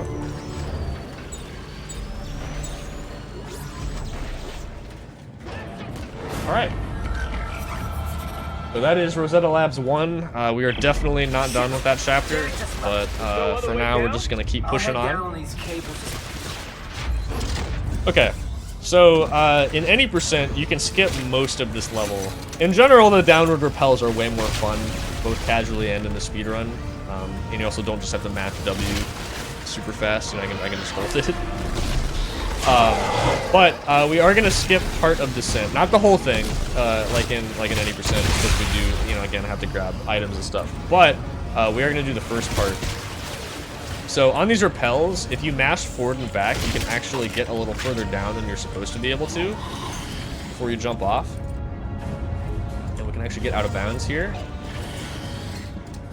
So if you fall for too long in this game, you die, but before you have to actually enter the falling animation. So here, when we're jumping off the rappel, it doesn't count, so it lets us fall way farther than we're supposed to be able to.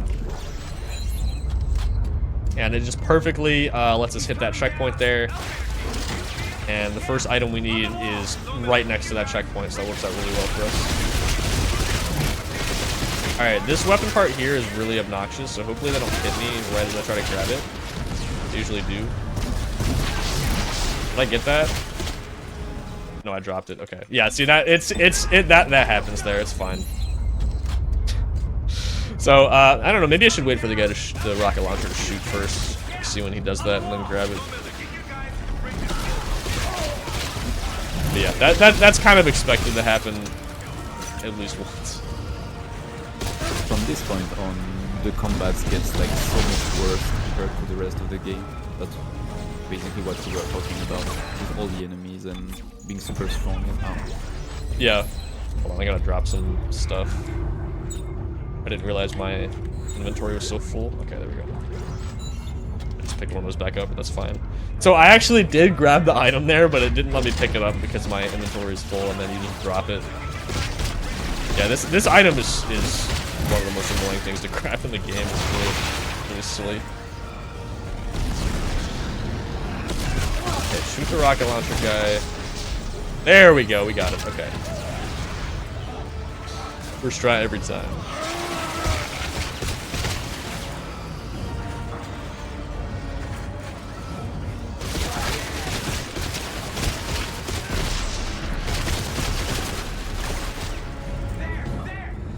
It's funny how different this part is in person, where you just like drop.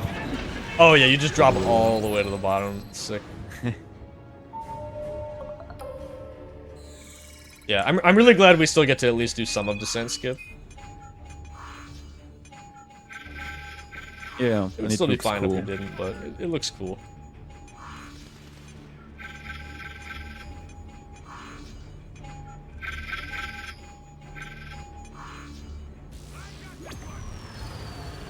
Alright, so we're actually going to be getting another suit thought here. it was the answer, but we were deceived. The moon is the source of the signal, the madness. Alright, so we're grabbing the elite suit here. We actually are going to look a little bit more like Carver now with the red color of the suit, but the main reason we're getting this is it increases our inventory space, which is really, really nice. We are still going to run out of inventory space and have to drop stuff off a few times, but it definitely helps at least a little bit. Are you allowed to play with like other suit in max percent or like because I know there are like tons of DLC in this game. You know, that's actually a good question. I'm not sure what the exact rule is as far as like I want to say some of that extra stuff. Well, I don't know what DLC suits you can get. I know if you beat the game on I think it's impossible or maybe hardcore, you unlock some extra resources from the start, and I think those might be not allowed, but I'm not sure about the suits actually.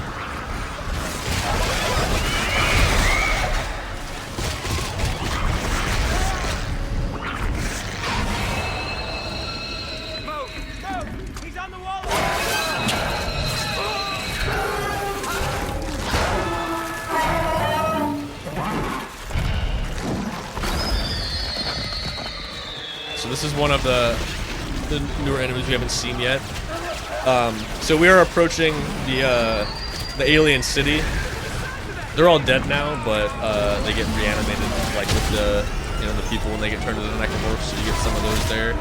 Those guys are pretty similar to brutes from the other games, but they act a little different. Let me just double check that we actually got all that. Yep. Okay.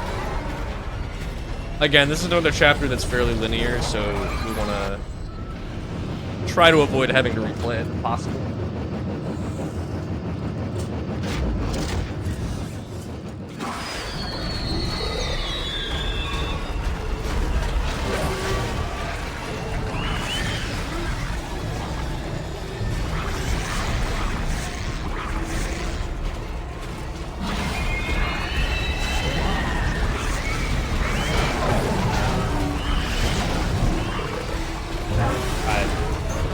Never seen that guy do that before.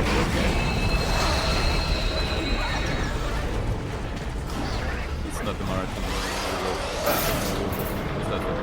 Yeah.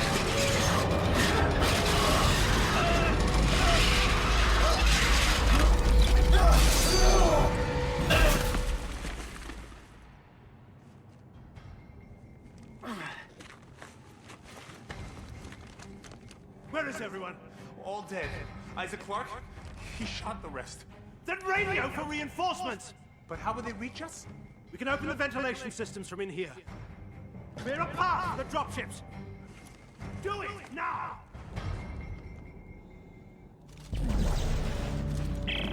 Isaac, you alright? Carver, he's here. He's headed to the machine. Can you reach him?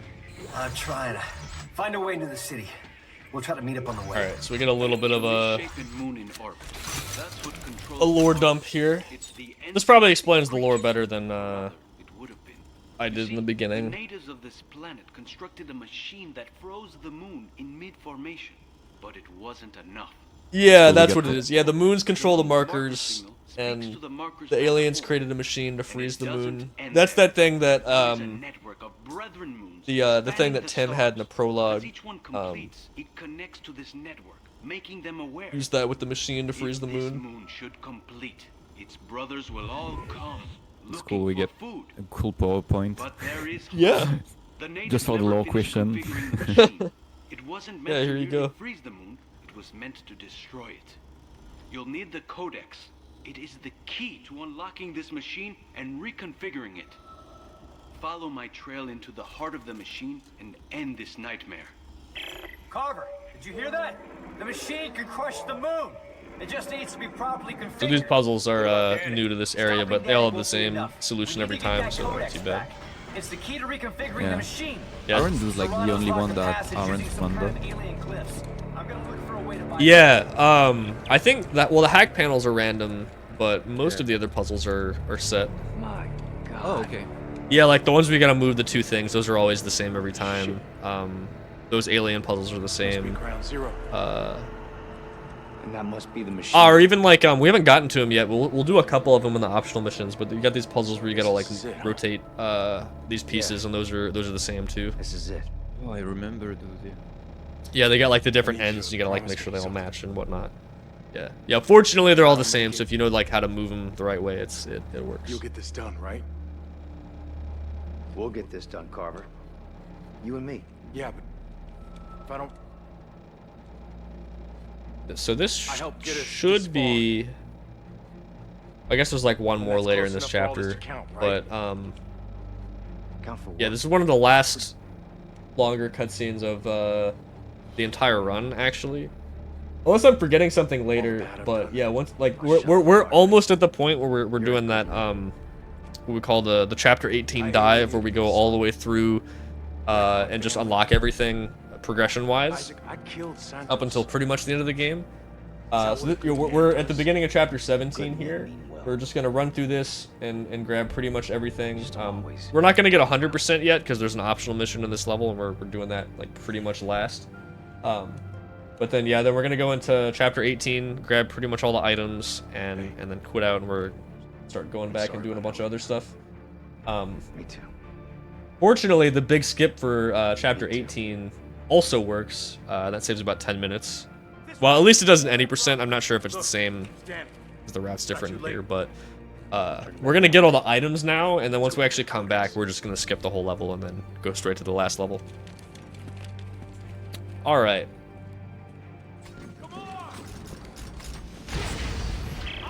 Danik, you have to stop. Is that you? Try to slow him down. You are unbelievably hard to kill. Are you aware of that? Danik, do you know about the moon? Yeah, that's the funny part, because we're basically at the like last level-ish, but we still have 2 hours to of the gameplay. Yeah. Yeah, I would say it's like once we get through chapter 18, we're definitely like a little over halfway. And the second half of the game can be optimized a lot more as well.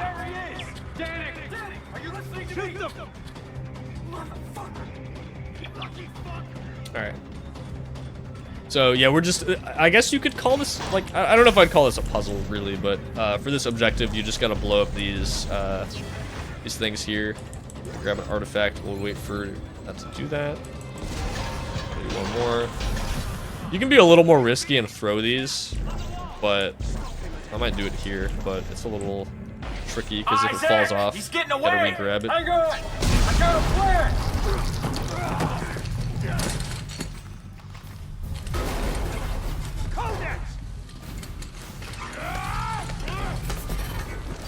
Isaac! I got you! The fuck kind of plan is this? Give it to me! Christ, you're heavy. Isaac, slip it! Isaac! No!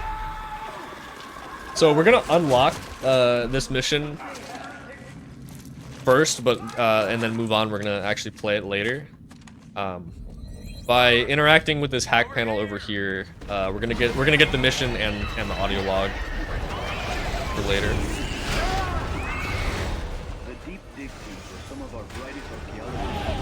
And we finally see a bunch of markers. Yeah, that's true.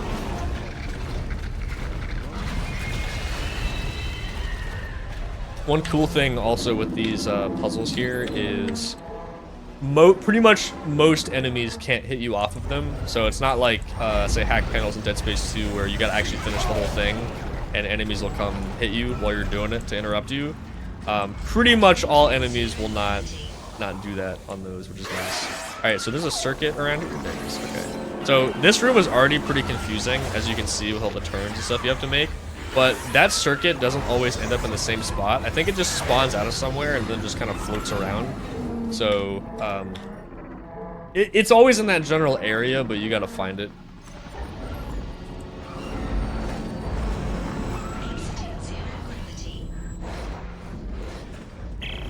Carver, these dish-shaped areas on the floor, they supercharge our TK capacity, but hurt like hell. What about stasis? What about it? Think it's enhanced too? So hopefully if I can clip through this, we can do a cool little skip here. Nice. Alright. So I called the elevator down, and this whole process is going to let us skip taking the elevator down on the way back. So we're just going to wall boost on a bunch of this collision here. And then we're going to crouch, get all the way up to the ceiling, uncrouch, and that'll let us clip through. So I think it's a little slower, at least on the way up, to do that. But it saves time overall, not having to wait all the way back down.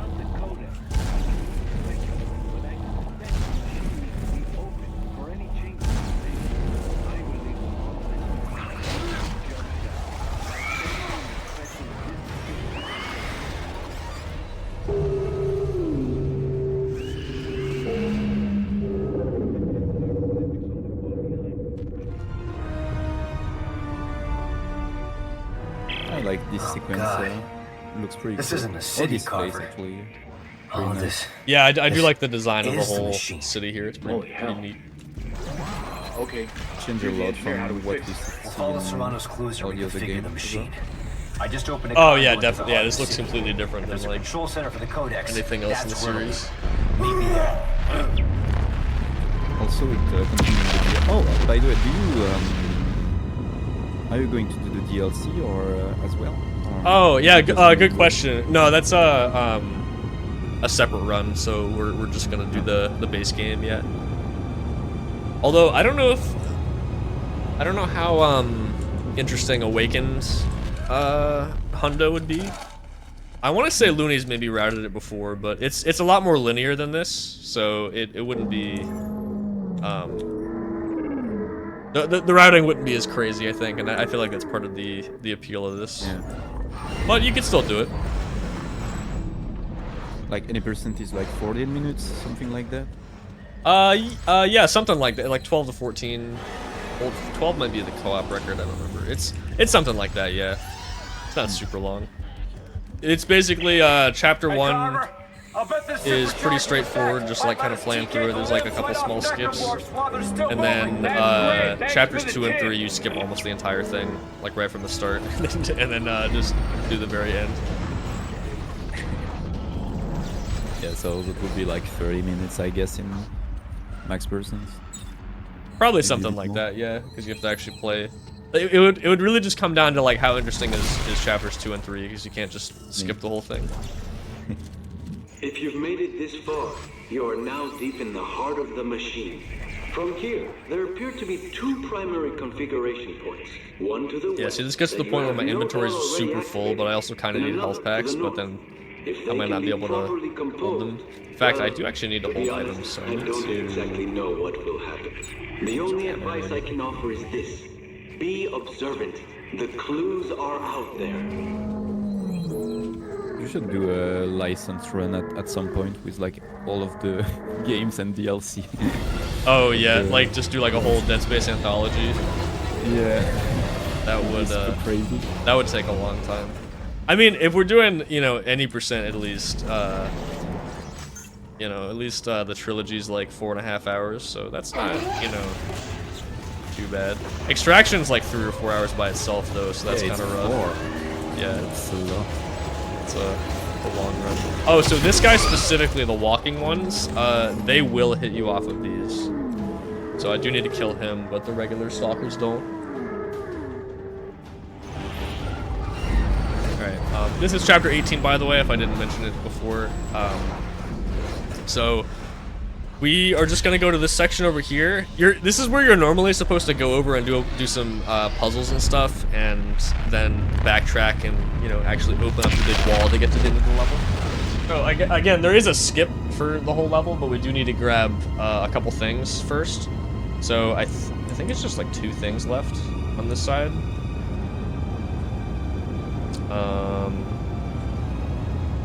Yeah, we're just gonna grab 2 more items here, and then we're gonna quit out, and that includes the first, like, again, it's not like, in terms of time, it's not the first half of the run, because we're definitely past the halfway point by now, but in terms of, like, sections of the run, it's like the first big half. Created the game, kinda. Now we do the other stuff. Yeah, exactly. When you place your clothes in this area, it is difficult to make much progress. Big things continue to get caught in the ancient, sticky webbing. There's no doubt the light. Oh, I didn't get your follow. The configuration That's why it's taking so long. based on my observations of the alien script, it could be a sort of amplifier made to boost the signal or power source when properly aligned. So at the top of this elevator, we're just gonna grab a circuit and then an artifact, and that's it.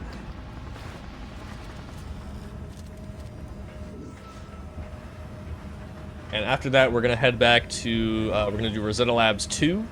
We're gonna go back and run through, get a bunch of items there, and we're gonna do what I like to call the big craft. So we've done a few crafts so far for our weapons, but this is gonna be the biggest one of the entire run. We're gonna beef out our current gun that's doing most of the damage. Gonna add a bunch of upgrade circuits to it. But we're also gonna change we have the bolus gun on the bottom, and we're gonna change that to the chain lightning gun, which is a lot better. Also, I should note we're setting up something for later here by loading this co-op mission load. It just happens to see, this is what I'm talking about. You can't get into this elevator to get down to the mission without a second person. But yeah, we'll come back to that later to explain that. Okay, so I'm going to change this to diffraction torus. I'm also going to change the frame to this, which gives us some upgrades. And then we're going to sell a bunch of stuff that we don't need. Support on there. That's still the same.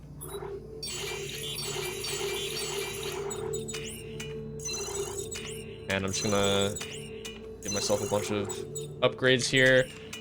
This isn't all routed out perfectly, so sometimes I do kind of wing it. But, I mean, generally I want all the +2 damages on here, and I want to sell a bunch of the stuff that we don't need. Parts.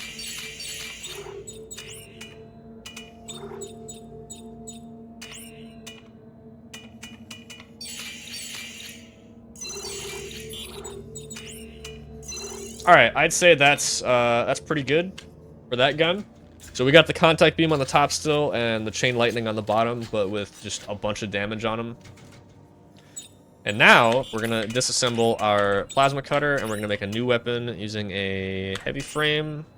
And we're gonna do plasma core and survey charge, and then again, I'm just gonna sell some things that I don't need. Although I think I'm pretty good in terms of parts at this point. That's gonna stay the same, and this is gonna be that. And then I'm just gonna add, I guess I'll do this, yeah. Why not? Okay. Alright, unless I'm forgetting, I think this is the last craft of the run. So I can spend all my stuff there. Alright, so now this second gun I got, this is sort of my utility gun. So we've got, the one for actual combat, and then the one we're going to use for other specific things. So I've got a force gun on the top. That's just, again, that's just good for knocking enemies back. We're going to have a few sections where we got to, it's just good for crowd control to deal with enemies like that. And then the bottom part, I made a timed mine. So if you've played the first 2 games, the line gun has this alt fire that creates this explosive. And after about 5 seconds, it explodes. The important thing for us is, like Dead Space 2, we can do damage boosts with this. And so there's going to be a few sections where we're going to use that to reach some things out of bounds we couldn't reach otherwise. I might use it for combat like once, but that's not really why we got it. I did not make a torque bar, and I always forget. Oh, I have one. Okay, I made an extra one earlier. All right. I keep forgetting to make some there. I do need to make more pretty soon, but I can wait a little bit. Okay. Because the past few practice runs I've done, I just forget to do that, and then I have to backtrack a little bit to get in that room there.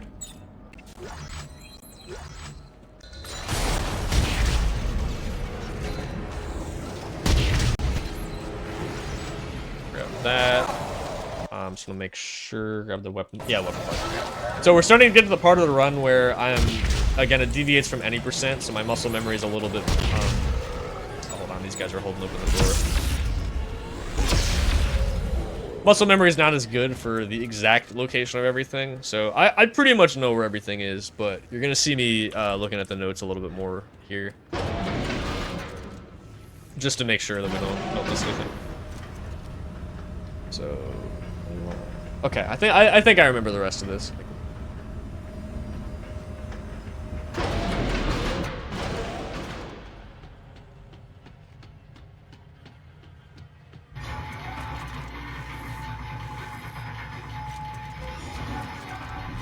So from here, we're basically just cleaning up the rest of the main section of Rosetta Labs here.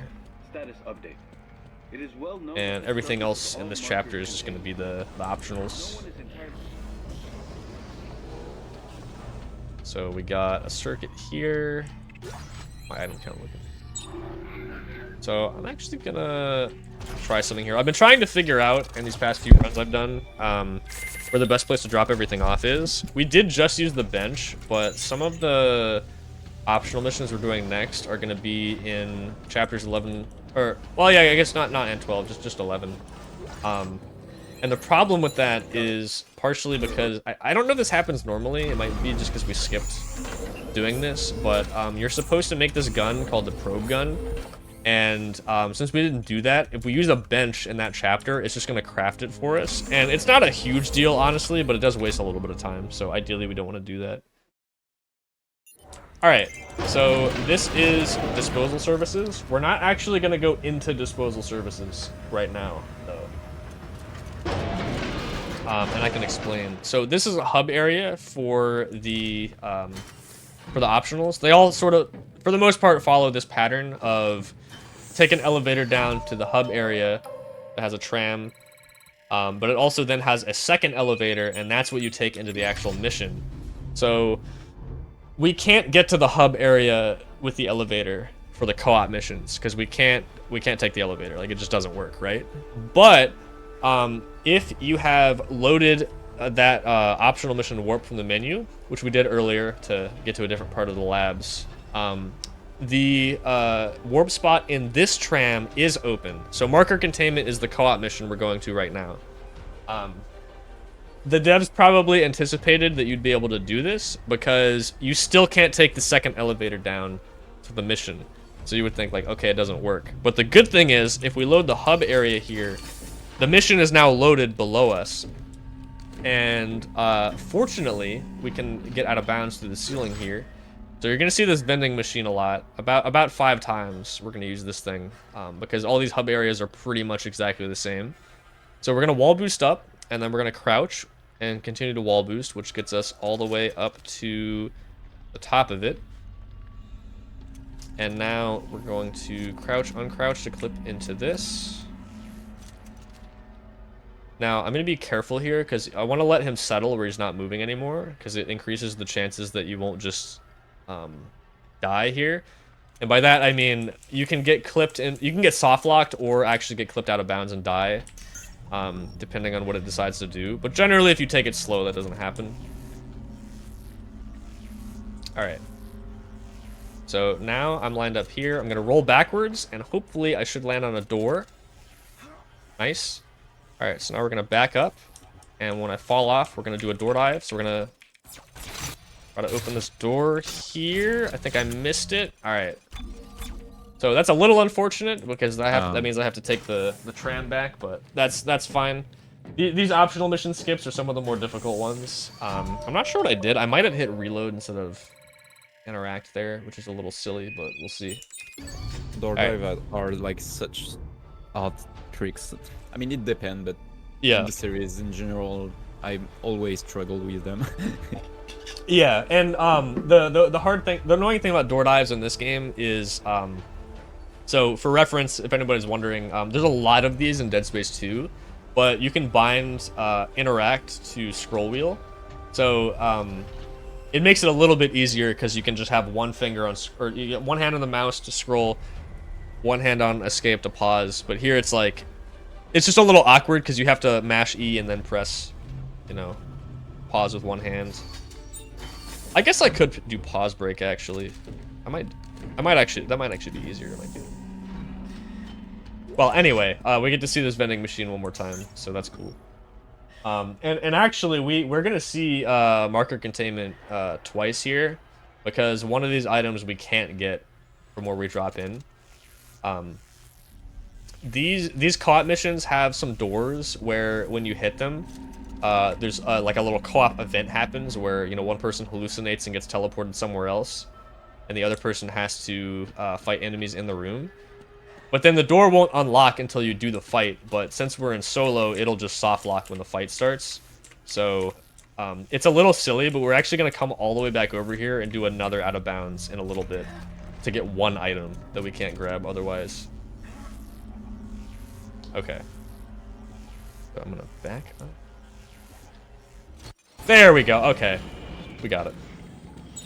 Nice. So we are officially in the co-op mission. Definitely not supposed to be here right now, but we made it anyway. Again, I mean, I guess I say this about, I realized I'm saying this about a lot of missions, because you really don't want to miss items in any level, but another example of we really don't want to miss items here, because if we do, we have to do that whole process again. Fortunately, there's not that many items to grab, so it's not too hard to remember. I will pull up my notes just in case. So I mentioned a while ago there's only one trick left in the run I was sort of worried about, and we have arrived. This is hallucination skip. So exactly like I said, if I hit this door over here normally, I will soft lock. I can't progress, but we can clip out of bounds and progress. The only problem is the actual clip itself is a little random. Recently, it hasn't been too bad for me, so it might just take a few tries. We could get lucky and get it like first try, which would be really cool, but we'll see. Oh my god, did I actually get it first try? That's crazy. Wait, hold on, I gotta actually hit the checkpoint now. Damn. Am I stuck?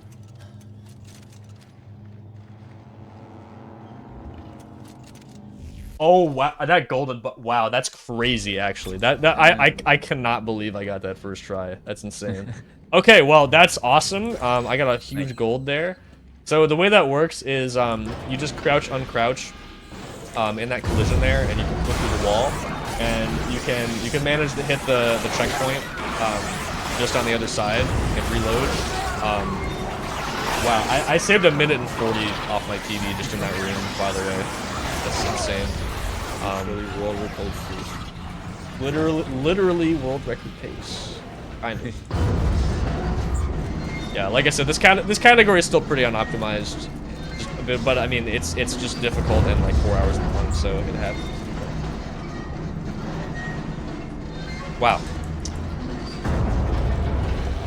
That's neat. Yeah, that's just that was fast. I don't know what else to say. I've never gotten that clip first try before and then actually hit the checkpoint afterwards. So that's cool. That could have still been faster too, but I'll take that any day. All right, so that's all the items for that area. Again, we can't complete this mission because it soft locks on that fight there without Carver. So for this mission, we're not going to be able to get the chapter completion for the mission, but or the objective, whatever you want to call it, you know. But that's fine. All right. I'm debating dropping off, making some health packs here. I think we're actually good. All right, so same deal. To actually get to the co-op mission hub, we're gonna take this tram, and then we're gonna use our vending machine to get on the ceiling. It's pretty cool because this is the only Dead Space game that has crouching, and that's the entire reason you can get on the ceiling there. If this was Dead Space 2, you'd be able to wall boost up the vending machine, but then you would just get stuck there, and then you just couldn't do anything. Like the fact that vending machine is there and you can get through the ceiling is crazy because it's fairly rare in these games to be able to clip through the ceiling in a given room. you know. So the fact that it works in all of these is really nice, because if not for that, we wouldn't be able to get into any co-op missions at all. And I mean, this category would still be cool without the co-op missions, but I feel like it's one of my favorite parts, is being able to like sort of work our way in there when you're not supposed to. Kind of reminds me of like Dead Space 1, where there are a lot of holes in the roofs because like dev did not intended that we do weird stuff with roofs. Yeah. And so we can clip easily. Yeah, I mean it makes sense. They wouldn't have anticipated we'd be flinging ourselves up into the sky. Yeah. Okay. Especially in a game where you don't have a jump button. Yeah, these games are secretly 3D platformers. Most people just don't know that, you know. So what happened there is there's like two things that can happen with the vending machine that are bad. I got one of them and I was able to save it. You can clip straight down into the vending machine and get stuck. So in that case, you can just roll to the right. Okay. Sometimes you actually get lucky like that and get boosted up and don't have to do that last step, so that's actually kind of nice. But, alright, so here we go. We're going to do something called a stomp launch here. I think this is the only one in the run. But we're going to stomp 4 times to set this up, and then the 4th time we're going to launch over the ledge. And we haven't really explained this yet. Hopefully I get this. Yes, okay, nice. Alright, that one's kind of precise, but that setup's been pretty good. So when you leave a ledge, when you start falling in this game, your horizontal speed gets locked until you hit the ground, and then as far as vertical speed, you just slowly accelerate as you fall. So if you can capture a decent amount of speed as you start to fall, like going horizontally, you'll just maintain that the entire time. And for whatever reason, if you space a stomp on a ledge, if you're standing at the right spacing to the ledge, you will... Hold on, where am I loading? Conning tower, okay. You'll actually get more speed than sprinting off if you stomp. So I'm trying to think. I think that's the only stomp launch in this game. There's a few of them in Dead Space 2. But yeah, that gives us just enough speed to be able to reach that. For reference, I mentioned we have damage boosts with our explosive. That actually sends you at twice the speed of running off normally, which is it's also a little faster than stomping. So we have a few different movement options to try to get just the right amount of speed that we need. Looks like the sun's up on my end over here. Nice. Got some sunlight coming in. Oh. Now arriving. Past Engineering and repair. Kinda instigated. This French thing you can do, which is like buying Buy a baguette, yeah. I mean, they're good, so they are. Indeed. I do like bread in general. It's that time of the run where we talk about bread. Yeah. Yeah, if you gotta grab a snack. You know, I haven't eaten it yet, but I have a snack with me just in case. Well, it's a piece of shit. It's like no 7. way I can pressurize the cabin. 7. Yeah, it's 7 a.m. now. Yeah. To the repair bay on the Roanoke. Yeah, right. Let me It's look like around. 1 p.m. for me. Yeah. Yeah, if you gotta grab a snack or something, feel free. Yeah, it's a morning.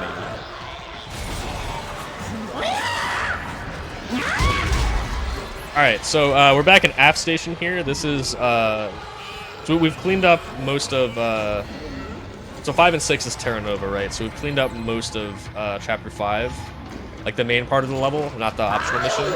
But we still need to do this is chapter 6 now. So there are only a couple items to grab, but some of them are locked behind a door past this room. So we actually do have to sort of do the objective here. We're gonna do most of it and then skip the last part. So yeah, we gotta grab these 3 things. I don't even remember exactly what this is. Might be for the navigation. The enemies are a little random here, so they're not always gonna do what I want. I am going to try putting some explosives down to trap them if they decide to run at me here. But yeah, they might just troll us anyway. We'll see. So I need to be on the bench for this full progress bar for me to actually get this thing. Oh, the remote. That's what we're making. Yeah. Okay. There we go. Okay, that worked. That worked out. Alright, I'm going to be a little bit careful here. We're going to do a small skip, and if I fail it, we do have to redo part of the room, so hopefully that doesn't happen. Hang on. I'm going to try and start. Nice.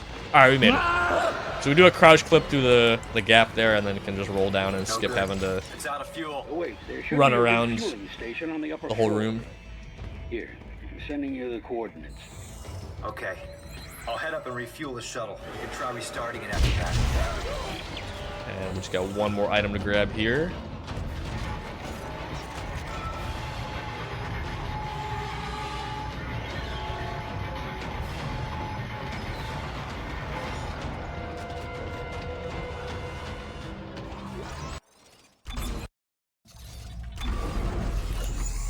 All right, so yeah, now we're just kind of jumping around, finishing a bunch of these other missions here. So this is one of the this chapter, Rosetta Labs. Like I said, very big level. It's got 3 different optional missions, including that co-op one. So we're gonna complete one of the other ones here, Reaper Barracks. It's fairly short. Hey, Carver, I'm in the barracks at the 163rd. I bet they have access to some pretty cool toys. Somebody got shop happy. They're separate. Just gonna grab a bunch of audio logs here. This one doesn't have any, skips or anything per se. It's mostly just running through, grabbing some items.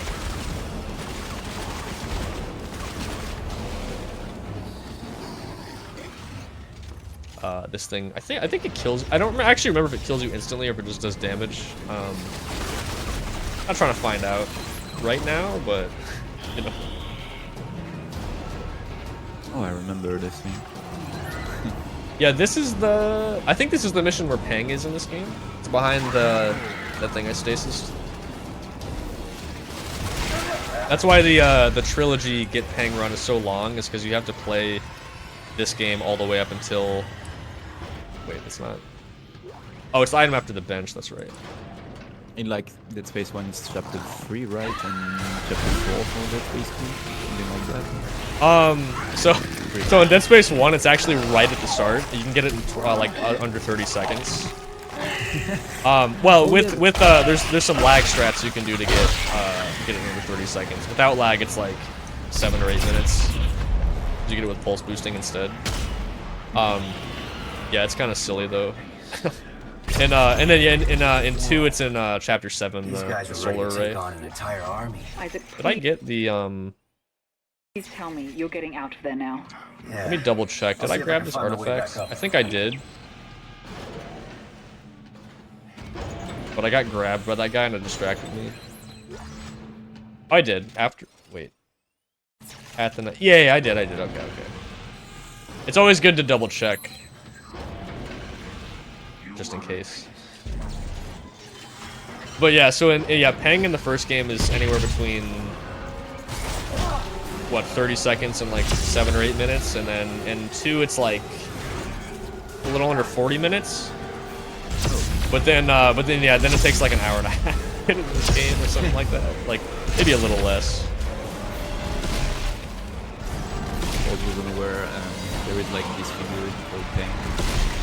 Each Dead Space game, you made a category for each game where you just have to get that. Yeah, it's just like a little Easter egg. And you can sell it for money. But yeah, we have categories in each game for just grabbing it by itself, and then we have a trilogy run where you gotta get it in all 3 games back to back. The really important categories, of course. Oh yeah. Alright, that's Reaper Barracks. Now we're gonna go back to chapter 4. So this is the only optional mission that or co-op mission specifically that we cannot enter. We do have some theories. There's some doors that are unloaded, like no collision. Sorry, I keep saying unloaded. The collision for them is not loaded, but and they're not visually loaded, but they are there and you can interact with them. The problem is that even though we can clip inside the ship, I gotta have to reload. Okay. Even though we can get inside the ship and there are doors there we could interact with, you can't interact with doors while you're flying, so you need to actually be landed on the ground. So if we could find a way to do that, then we could potentially enter that mission. I don't know if we could complete it, but we could probably get most of the items at least. In theory, but you know, maybe someday we'll do that.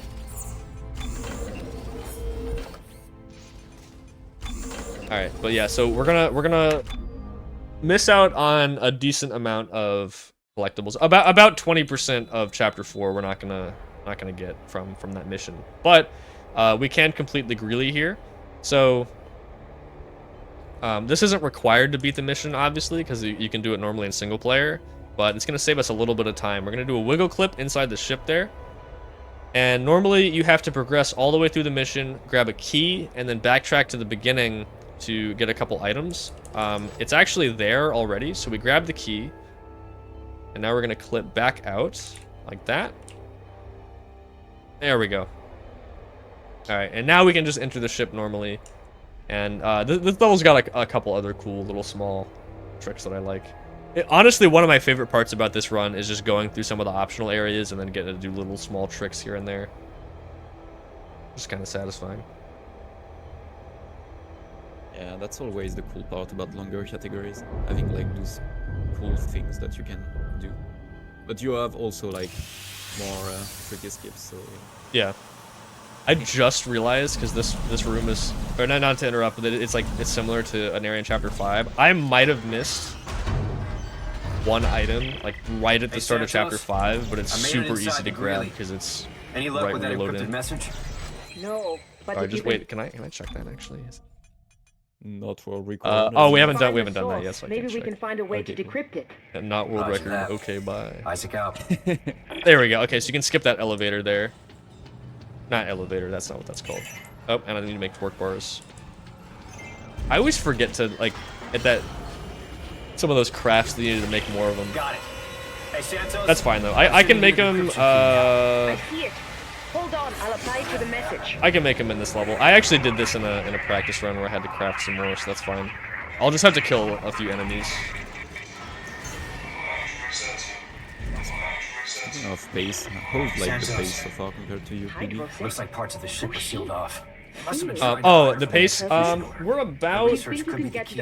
We're about 7 minutes behind. My PB, but not too bad.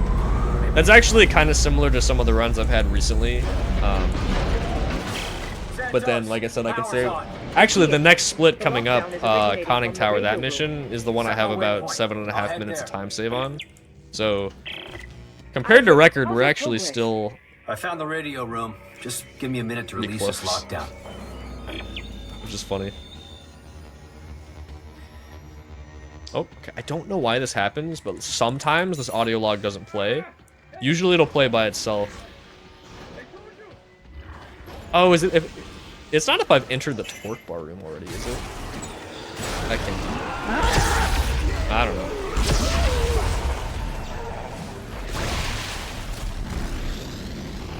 This guy. Now I can craft.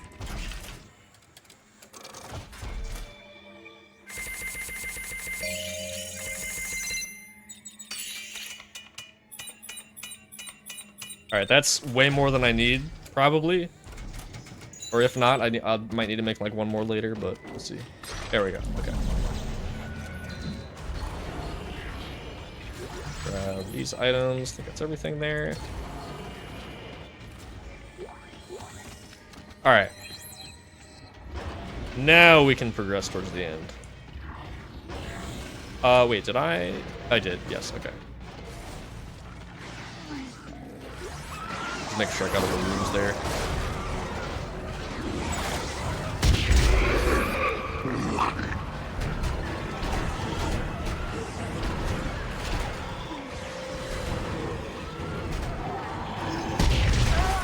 So again, just using the horse gun to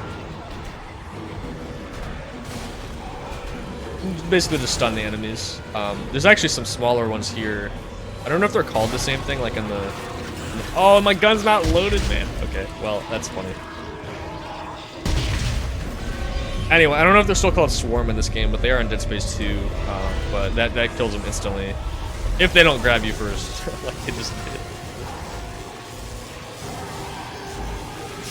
Okay.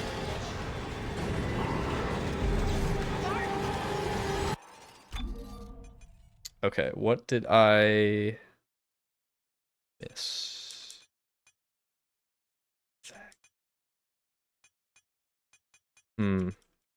It says it looks like I'm missing something here. I'm not 100% sure. And this is the weird one because I don't have okay. Well, we'll figure that out later. That's fine. Did I actually miss that? I didn't miss that one room in Greeley, did I? Well, let's see. Let's move on for now. I think we can figure that out. I'm supposed to have like 1 or 2 more % there on chapter 4, but that's fine.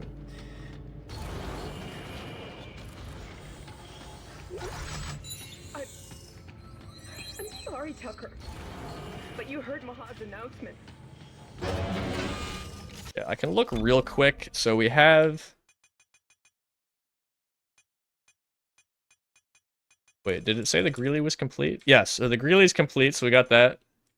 Yeah, it's somewhere.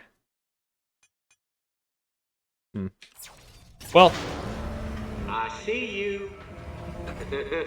I could, Guess you were smart enough to make it past my lockout. So you must not be one of those no-neck... Actually, Zio, could you do me a favor real quick? Could you check, like, see if you can find a guide somewhere for what all the items are in the Brusilov? Because all those are the ones I can't get, so if I can see what those are, I can narrow down what I missed, and it should be pretty easy. I'm trying to think back. Guide. We are professional, okay? Yeah. Alright. Warning. Contamination detected. So there is like an artifact, free message. Does it say what kind of artifacts? It's in French. So étatique. Is it either be EarthGov or? Oh wait, actually I have all the. Oh no, it is okay. Yeah, that is the EarthGov artifact then. Okay. Yeah, it's EarthGov. Okay. Étatique. Okay. What else is there? 3 logs, 3 piece of armor, weapon and parts. 1 piece in the. Let me check. There's 3 logs. I got all the audio logs. So there's 3 text logs in there. So we're good on artifacts and logs. I don't know about the arm pieces and 1 circuit. Like 4 arm parts. Oh, in 1 circuit? Okay, parts. okay, great. Okay, In so I 1 missed a circuit somewhere then. Okay, thanks. Okay. It's in like a tiny room, I guess. Yeah. Okay, cool. So yeah, I just need to figure out where the circuit, like, yeah, that should narrow it down. No, not really. I'm locked in. Yeah, usually it's a little easier because if it's like most of the chapters we're gonna get 100%, but chapter, of course, that's the one I missed. Chapter 4 is one of like the 2 levels where we don't get 100%. So yeah, it looks a little more annoying, but yeah, I think we got it figured out. Warning. I'm going to pull this off. He cancels the animation. Alright, cool. So now that we got that figured out, we can talk a little more about this level here. Still down there? I might be able to go for this. Alright, so yeah, this is one of the optional missions, Conning Tower. The whole idea is you're going through and the guy is already spoilers, the guy's already dead, but he has these voice recordings and traps set for people that were trying to come to kill him. Of course, you know, he didn't intend for us to come through here, so all the traps are still going off. Just a quick note, Shark. Apparently Lune said that you missed a note in the bathroom in the Greeley. Oh, in the Greeley? Okay. Oh, the bathroom. Yeah, I didn't go. Okay, yeah, I know exactly where that is. Thanks, Looney. Yeah, I think it threw me off because I didn't. Usually I do the torque bar room and the end mission room at the same time, and then when you come back through, I do the bathrooms. I don't know. Maybe that's why I forgot.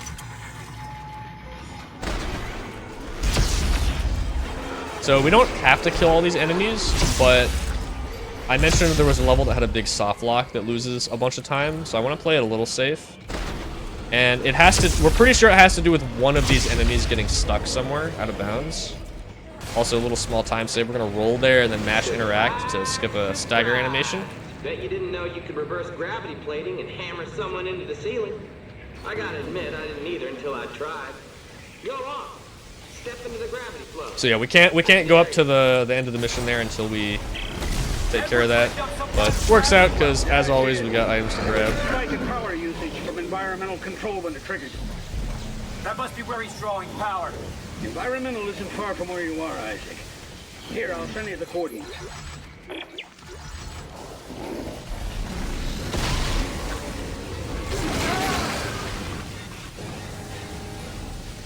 Good morning.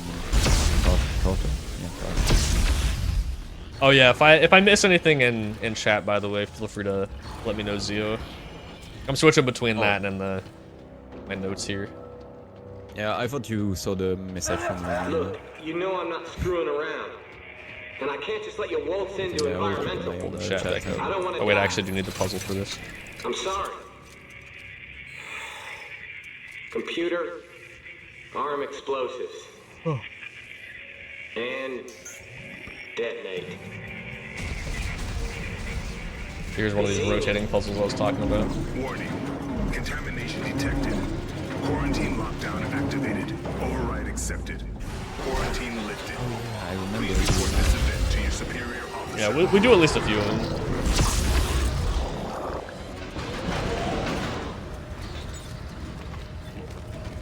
So this level doesn't really have any huge skips. We were kind of close to finding some, but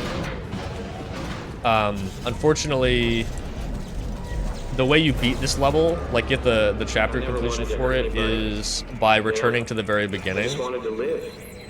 If you didn't have to do that, it would be a lot more straightforward. Looney could explain it better than me. I don't remember the exact theoretical route, but I think, at the very least, I think you're able to get out of bounds in that room and drop down. And that might be a separate thing. But it's not the dying that scares me. It's not making right now, a we're just difference mostly before I concerned do. with we don't want to miss anything. We want to kill these guys so they don't soft lock our game potentially. I mean, if I did get the soft lock, I can always backtrack and potentially fix it as well, but it'll be faster just to kill them on the way. Yeah, it really just needs some more testing. There might be a specific enemy that's causing the soft lock.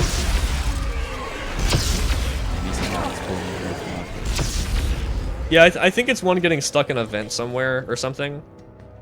Basically what happens is there's a fight up on the top level here, and if the enemy is stuck in the wrong spot, it just won't spawn the enemies, and you need to kill those enemies to leave. So you just get stuck. There are a lot of room in the defended space where you have before you can go, and we use setups, mostly with mine sometimes. We use it to do with detonator before as well in 2. Oh yeah, the detonator is super good in Dead Space 2. Honestly, like as part of some of the optimizations we could do, we have a time mine. We probably could set up explosives for some of these fights here to speed them up a little bit, but you know, again, there's like so much to optimize. It took long enough just to optimize, you know, fights for any % for like, you know, the main game. So trying to figure it out for something like this takes some more time. But we have pretty good guns, so it's still pretty fast, regardless. It's pretty fun because like the Dead Space series, like almost broken down, it's kind of speedrun, but it has like years of development and it's sound and it's changed. It's unbelievable. Yeah, I think it's really cool how much these games have developed, considering how relatively small the community is. Like super dedicated, but a bunch of people. Yeah, like there's not that many of us, but those of us that play these games a lot do play them a lot. Like for example, Dead Space 2 hours down to 1 hour, like in probably 4 years of strats. Yeah, when I started playing in 2020, the record was 158, which with modern timing is more like a 154 because we don't count the intro cutscene anymore. But still, it like a 154 to 57 in a matter of like 2 or 3 years. So yeah, that's pretty wild. Same goes for 1 and 3. Oh, I mean, yeah, Dead Space 1 has gone down over an hour. Dead Space 3, not as much, but it has still gone down a lot as well. Alright, if I am missing one item in Chapter 5, then I think I did forget to grab that one at the beginning of Terra Nova, but that's a really easy one to grab. Let's see. Alright, objective complete. Alright. No, I did get it. Okay, nice. Alright, so I missed that one item in Greeley, so I'm gonna grab that right now before we move on.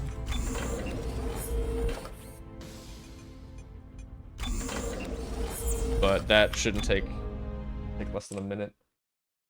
So I actually would have been 45 seconds ahead of my PB here if I didn't have to grab this. So in terms of the pace, we actually are doing pretty good.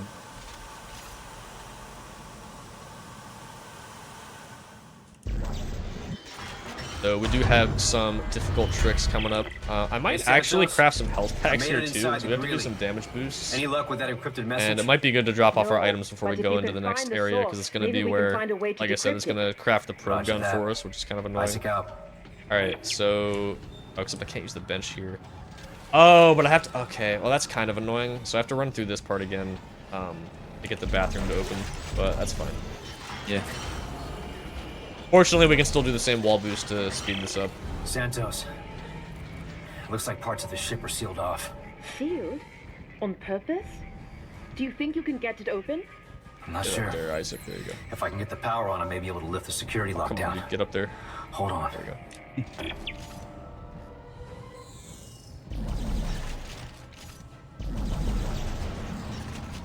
There we go. Okay. That actually might be all I have to do, but I think it might still be faster to go around this way. Santos, power's on. I see it. The lockdown is originating from the radio room. Set my waypoint. I'll head there. Isaac, how's your progress? I found the radio room. Just give me a minute to release this. Alright, maybe we can do this wall boost this time. Usually the audio log will play, and then you can do this. Get over the railing. There it goes. Okay. Yeah, see, like, it didn't play that time either. I don't know why it does that. Okay, now we can get in the bathroom. It's cool that out of all the hack panels things, I mean, all of the puzzle, the tiny puzzle one, yeah, the one we get the most is the hack panel, and it's the fastest one. Oh yeah, those are always super quick.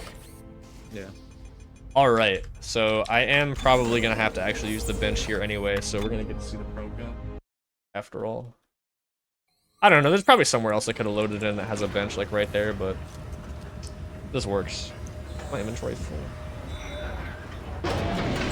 Yeah, it is. Okay, that actually works out then. That's fine. It just takes a few extra seconds because you'll see it'll say crafting probe gun. And of course it automatically equips it, so then you gotta menu over here and then put that back. Some med packs. Cool. Alright, so this is Armory. We're gonna go through this in a few different chunks, but here's our vending machine again. Yay. Back to the clip. Oh yeah. Fortunately, this one we don't have to take the tram again. If we do miss this, we just take the elevator back, so it's not as bad. I am glad I practiced this earlier too, because I was doing it the way I was doing it yesterday, and of course it just stopped working, so I had to work it out again. But I think I figured it out. So here we go. We're gonna get lined up here. About there. So I'm gonna put my explosive down. Gonna aim about there. Turn VSync on again. So if you didn't see earlier when we did this, it locks the game at 30 FPS. And you fall slightly slower when you leave a ledge falling at 30 FPS. So we get just a little bit more distance, makes this a little more consistent. And we got it first try, nice, okay. That's good. Remember to call this elevator, because that takes a while. Alright, sweet. So, all the other, actually no, there is one more co-op mission we're gonna do, but, so, we don't have to do that to get into this mission. It's not like the other one, that we already did, but it does speed this up a little bit. It skips a little bit of the level. Great. Don't get killed before you can use it. Thanks, Carver.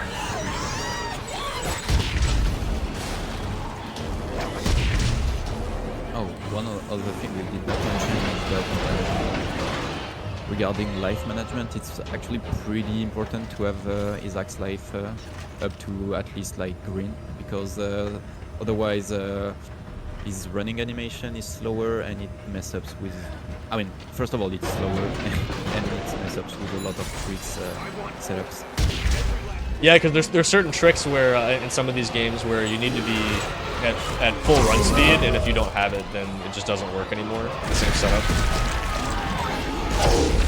So at any point you have to get like at least one back in your inventory, otherwise it can be pretty bad. Yeah, and it doesn't really work in this game, seemingly, but in Dead Space 2, if you get hit by a puker and you get slowed down, you can actually use a health pack to cancel the slow. But you can't use a health pack if you're at full health, so ideally you want to be like just around enough where you can heal, but, you know, still run fast. Also, those puker slowing animation is so long. Oh yeah, it's like 10 seconds or something. Yeah. Yeah, it's really it's bad. An eternity. Yeah, in this game you can't cancel it with a health pack, I'm pretty sure, but rolling is a little bit faster, so if you see me get hit by a puker, I'll just be spamming roll. Oh, that's it, okay. It's always shorter than I think. Just double check here, all these missions look very similar, so...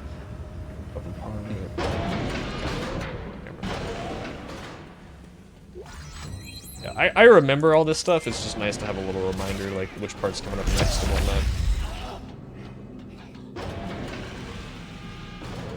Love it when explosive boost goes right. Yeah, like the damage boosts with mines are super cool to watch and feel really good when it works. Yeah, it always feels bad when you reload and you're back in the wrong spot, you know. Especially since those setups are usually so precise. Yeah. Yeah, that one I don't think is too bad, but it started not working for me, and I just stepped forward a little bit and it started working fine, so I guess that fixed it.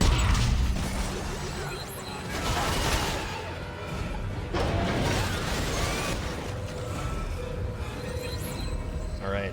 So, all the way back in Chapter 10, this was probably like an hour and a half ago,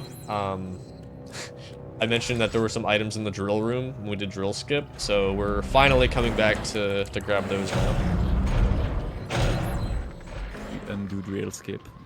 Actually, no. No, yeah. Yeah, although I think since I'm loaded past the drill, I could actually just walk through it and it would be fine. Oh wait, I can grab the circuit here. There we go. Okay. So I'm pretty sure if I hit continue from last save, it should put me back at Armory at the start. Nice, okay, that saves a little bit of menuing time. Alright. So there's 3 sections to Armory. We just did pretty much the whole thing, but we need to enter the level normally for a second. And there's gonna be 1 item to grab. Well, I guess technically for the Armory mission, I think this is all of it. Well, there's some stuff around armor we're gonna get. There we go. Okay, you can grab that without opening the gate. Just a little weird.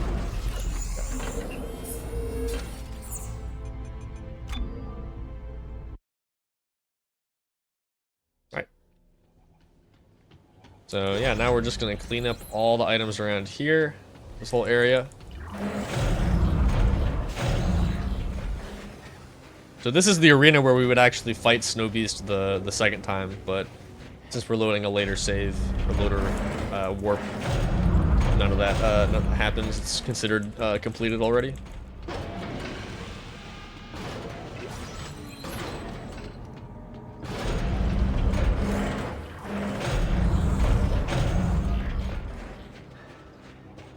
And then we just got a few more items here. And then pretty much done. I do need to use another torque bar here. I should have plenty of them by this point. Containment has become a necessity. It is now up to us to make the ultimate sacrifice for the safety of the sovereign colonies that we have sworn to protect. We understand. I think that's it for, yeah, that's it for here. If you are watching this film, it means despite our every precaution, containment has become a necessity. It is now up to us to make the ultimate sacrifice.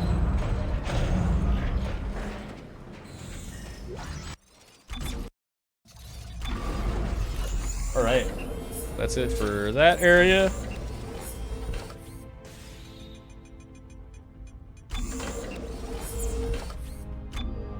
Alright, so now we're heading over to the optional mission, the supply depot. This is gonna be well, I don't know. So this is a whole separate split, you know, when we like in live split or whatever, but it's only like 20 seconds or less because it ends up being faster to like even in real time just to quit out and reload here, just to warp back there. All right, so we're gonna do yet again another vending machine out of bounds. For some reason, this elevator is like 50 seconds long or something like that. I don't know why they did this. I don't know why it takes this long, but you know, we're chilling for a second. You have to run the greedy power on again? Yeah, yeah. That's alright though.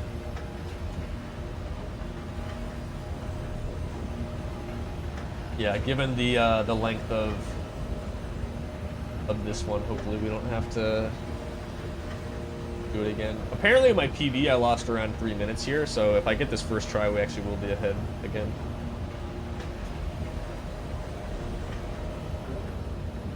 I just love that there is like these elevators that is like 3 minutes long for no reason. I don't know why it has to be that way. Like it's not like it has to load.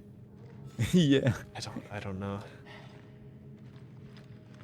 The fun part is that the elevator actually moves like you move, so they just make those like really long for no reason. Yeah, like I don't know why they don't just make it move faster. Maybe if you come through here like earlier in the game, like without loading like the chapter or whatever, it like plays some dialogue. I don't know. Or they were just like, I don't know, sure. I can just take a minute. That's fine. Alright, so we're gonna do another damage boost here. I'll drop down this ledge. Right, so mine there, aim about there. 30 FPS to make us go just a little bit farther. Also, this might be cope, but I've noticed on some of these, if I spam Kinesis, it seems to make it a little better. Nice, we got it. Okay, there's a chance that doing that actually does extend your arm out a little bit, like to extend your hitbox. I don't know if that's true, but on at least 1 or 2 of these, it feels like I just don't get it if I don't do that. So I don't know. Either way, it works. So we're good. So again, we don't have to do an out of bounds in this this mission, but it is a bit faster to do that. So yeah, because we just run back, grab that log, and then now we can progress normally pretty much through the whole thing.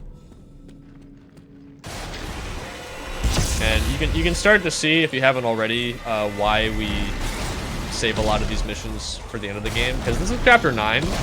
I could have done this like an hour into the run, but they're very combat heavy, and without good weapons, it would take way longer. Yeah, these are so Yeah, we're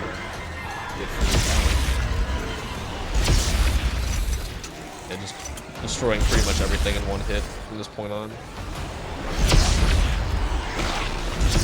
Come on, dude.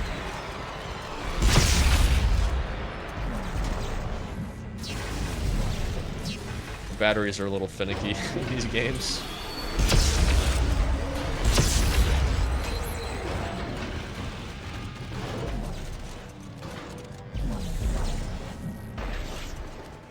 Isn't it in like Dead Space 2 that you can often have a body stuck in the battery slot? I've seen that happen once actually, where you couldn't so that happened to Crazy once, and he couldn't even put the battery in the slot because he was blocking it. That I've only seen once, but yeah, sometimes they'll like. I think that happened to me like 2 weeks ago when I was doing run, and I was so confused. Really? Wow. Okay. I'm pretty sure I've only seen it like once. Besides that, but yeah, I mean, I guess that can happen. Be unlucky, but they can. I have my force gun up there.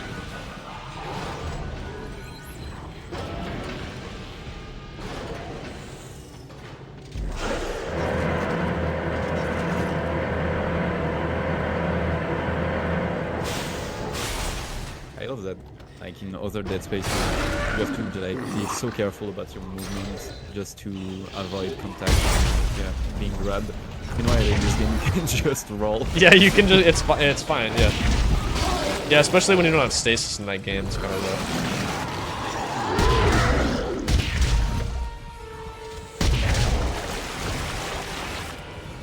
Dead Space 1 is probably the worst since Isaac is a freaking truck.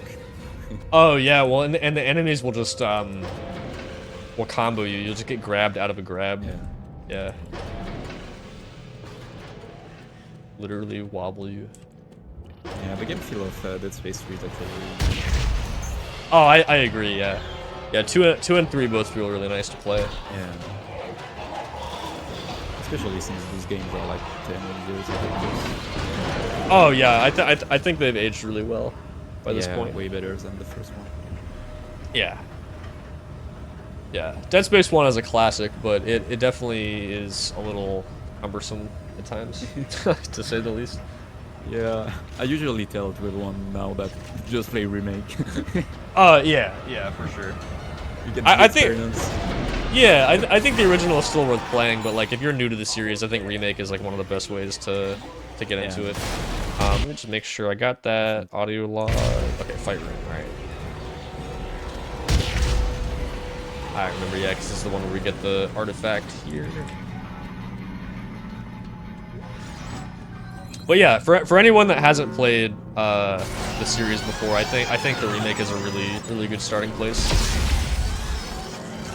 I usually tell to people that if you want an horror game, play Dead Space 1. If you want an action horror game, play Dead Space 2. If you want an action game, play Dead Space 3. Yeah, I think that's a pretty good summary. Yeah. Loading on consoles or some shit. Oh well, maybe actually. Yeah, the depot elevator. Yeah. Maybe.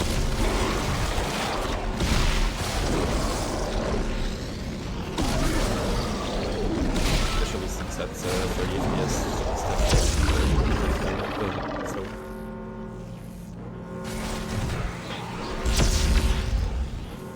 Yeah, I wonder for the OG games that got the 60 FPS boost on Series X, I wonder if the load. Well, I mean, on Series X, obviously they're just gonna be like the loads are gonna be faster anyway. But I'm wondering, like at 30 versus 60 on Xbox, if the loads are faster. Because on PC they would be. I'm pretty sure. Oh, is my inventory full? Oh, okay.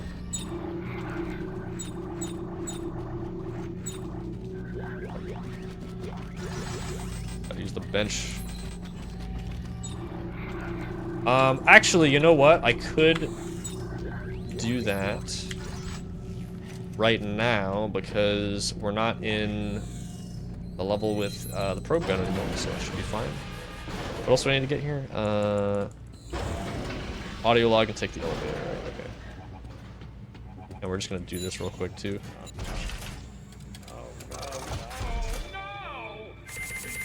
Yeah, as you can see, even with the upgraded suit and upgraded inventory space, we just grab so many things that it fills up really quick. Man does not live by bread alone. What the hell's that supposed to be? The meeting's all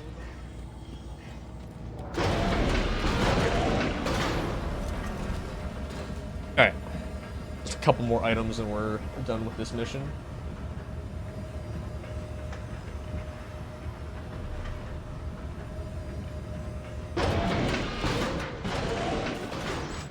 Got that? Okay. Did I? No, I didn't. Okay, I didn't see a thing come up. Game's trolling me.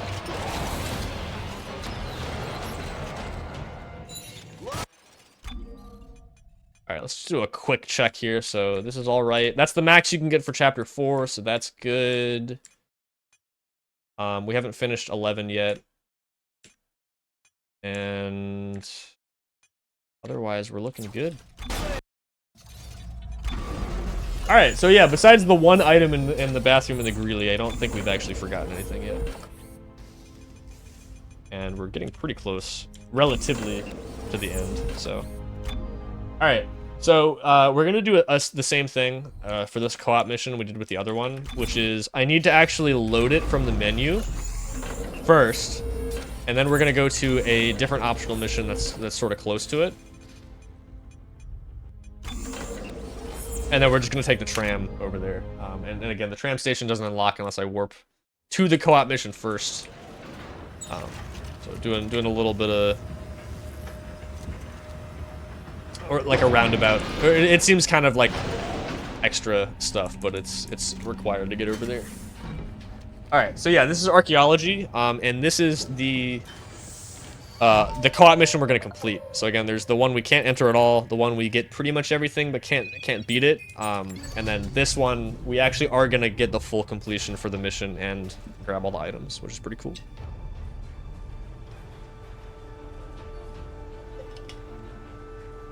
But yeah, we're getting there. After this, we just got 2 more optional missions, and then we just gotta beat the game.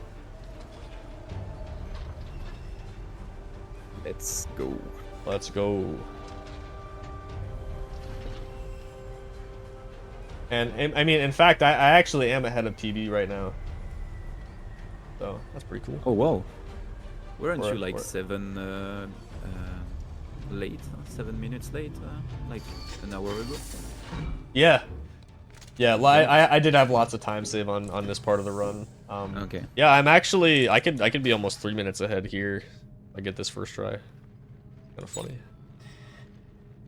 So you're telling me that just because you teleported at some point, this is not what we recorded? Pretty much, yeah. Well, I don't know. We'll see what the real time is too, because I'm like 2 minutes ahead, like in game time. It might be a little. I mean, I'm probably still ahead in real time also. But yeah, we'll see. All right. So to get into archaeology, we are gonna do a different line gun boost.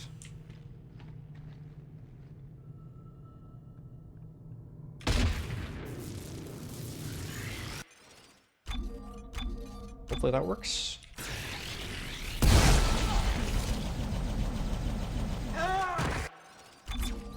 Nice, okay. And that's the last vending machine skip, so we're good with those. Nice. Right, vending machine. You've been good. All right. So yeah, I am 3 minutes ahead now. Man. Unofficial world record incoming, maybe. Oh wait, I actually don't need to grab that. Do I? I don't know. I don't remember. It's not in my notes, so I can't. I always grab it, like, cause like it's there. But yeah, it might just be missing from the notes, though. I don't know. Alright. So we've actually been playing through the mission backwards there. We need to come back for that text log. And now that we got that, we just have to pretty much run all the way back to where we were.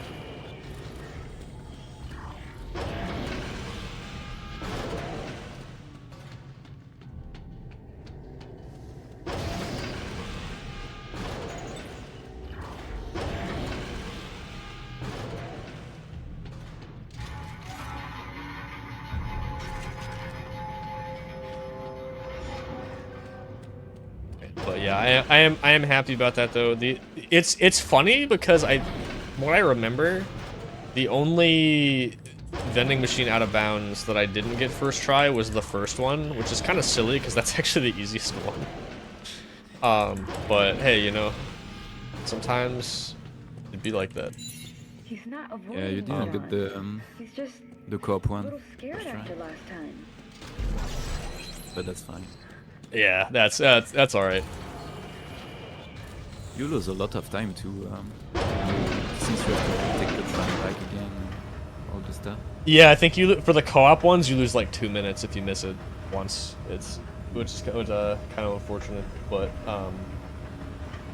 I mean the fact that I got all the other ones first try is really good. I think my PB doesn't have all of them first try currently, so yeah. Probably will at some point. I think I'm getting better at them, but yeah, we'll see. Alright, so only a few more things to get. Holding that door open there. So that's the weapon part there. Alright. Yeah, I will say the more I've been doing runs recently, it's been getting a little easier to remember some of these optional missions. I don't even know if I did all of these when I played the game casually, so a lot of them feel very new to me just from speedrunning, in this category at least. And yeah, like you've seen, they all look pretty similar, but I think I'm starting to get a little better remembering which ones are which. I'm like literally discovering all of them. I've probably done 1 or 2 on my playthrough. Yeah. Oh hey, there you go, all blueprints discovered, so that's good. That's any of those. Yep. But yeah, I mean, I might have done some of these in my casual playthrough, but I don't really remember. Alright, am I... No, okay. Yeah, see, there's another one where you get an artifact in this room. Oh, it's just instantly grabbed me. Alright, whatever. What else to be there in this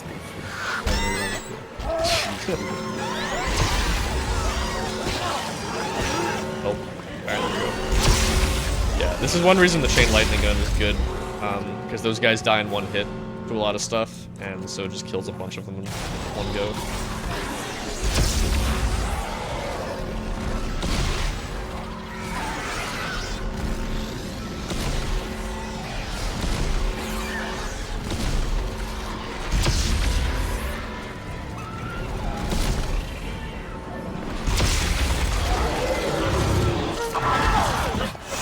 He was dead also, he wasn't.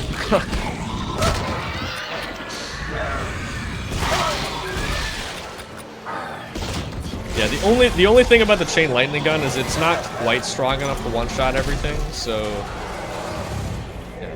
Oh, that was actually the end too, okay.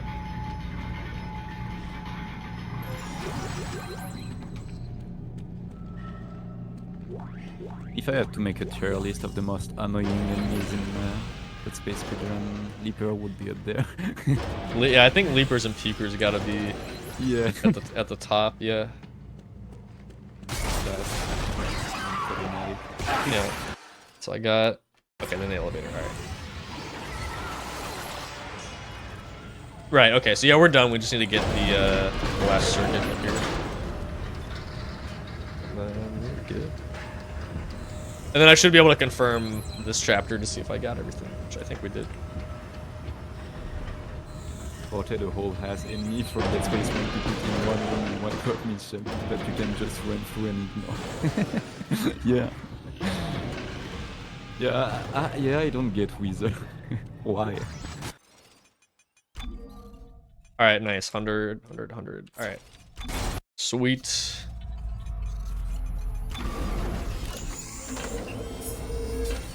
Yeah, I don't know. I mean, it's cool they brought the Weezers back, I guess, but also, like... I don't know. Yeah, I mean, it makes sense in the context of the mission in Chapter 6 in Dead Space 1, but otherwise, why? Alright, so now we're actually going to do this level for real. We used this to get to the marker containment co-op mission, but now we actually do want to go into the mission itself.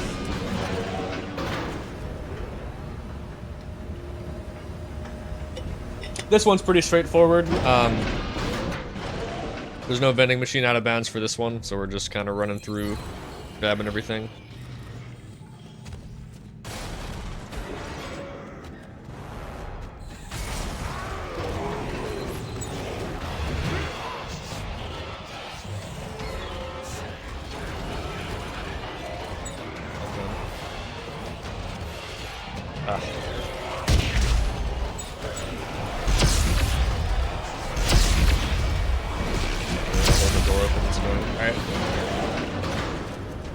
That might be a good spot to put an explosive down to kill them, not sure. Although, I don't know if my explosive actually does enough damage to kill it. But...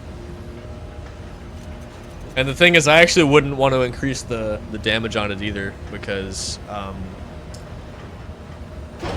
that would also affect me, because we gotta... That's one thing you gotta consider is the damage boosts actually do a lot of damage to Isaac also, so you can't just max that weapon out, you'll just die. Now, there is an attachment for it that will negate the explosive damage, but then it won't blast you away, like it won't knock you down, so then that you definitely don't want either. Yeah.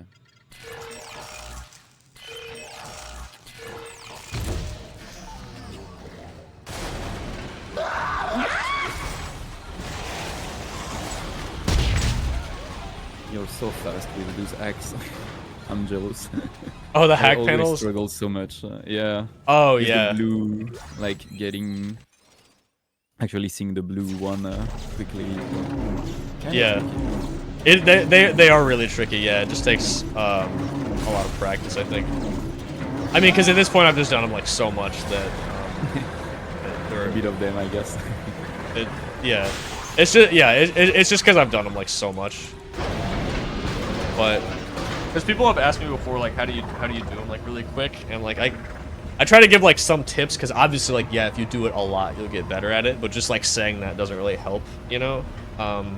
One thing I do is I pick a direction to just guess, because you can buffer it. You can like hold the direction, and it'll like show up immediately. And you can also, you don't have to actually rotate it all the way around. Like, you can flick it and like switch directions. So what I'll usually do is I'll pick a direction and I'll kind of just like do a circle. And then if I see it, depending on how risky I want to play it, I'll like flick to that direction. If you really want to, you can like flick and try to click immediately, but that's like kind of hard to do, because you can mess that up like really easily. But instead, like, you go in a circle, if you see it, then you can like hold, and then, you know, like, let's say you're like all the way down right when you're like swinging around, but you see it's like up left or whatever, then you can just flick, like change directions to up left, and it'll switch to that, and then once you see it, you can actually press it. Alright, I've had this before. Optimization, it is for a 1 second trick. Yeah.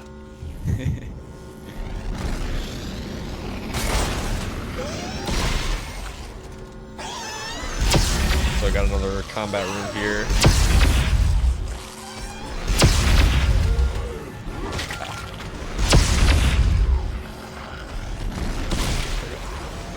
Yeah, those guys are pretty strong, so the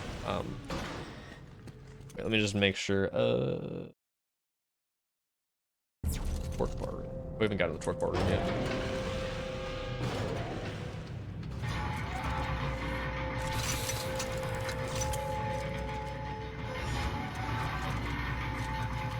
This is actually the music that plays when you get to the Ishimura in Dead Space 2, I just realized.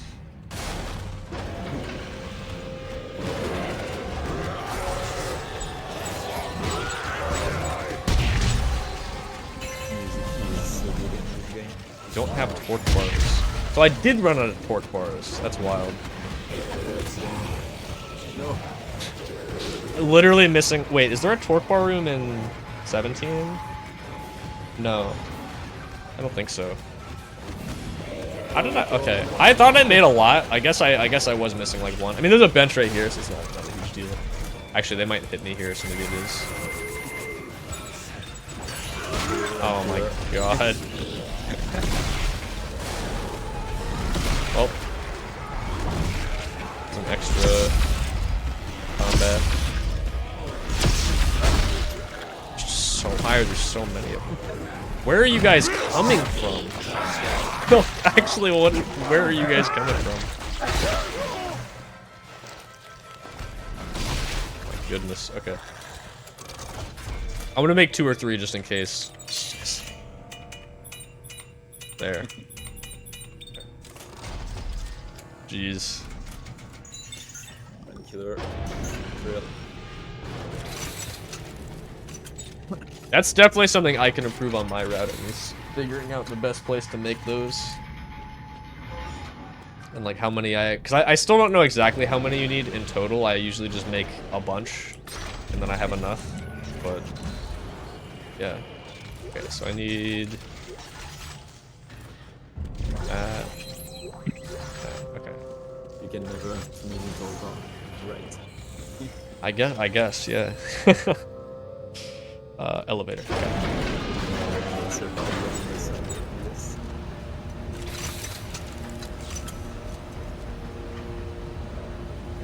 Okay. So we're almost done with this mission.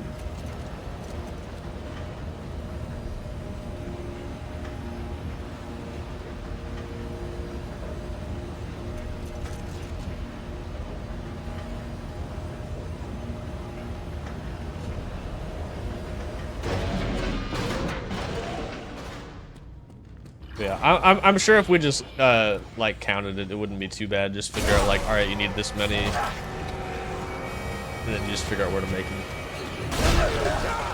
He's bullying me right now. It's not very cool.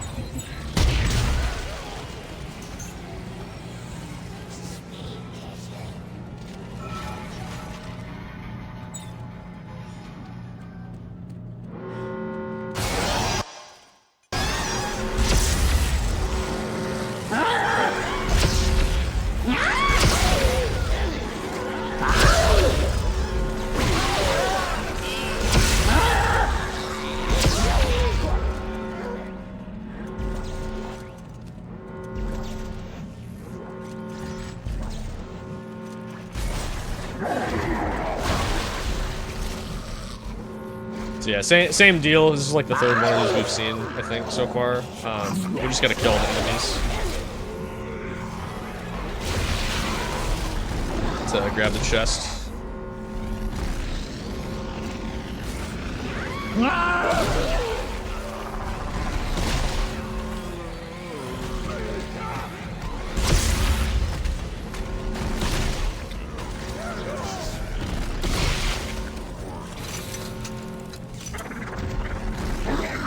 Butcher is my favorite enemy.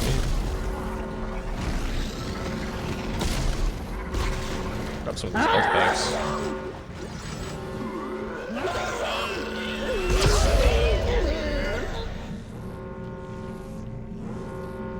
I do remember this one being kind of long. Oh, hey.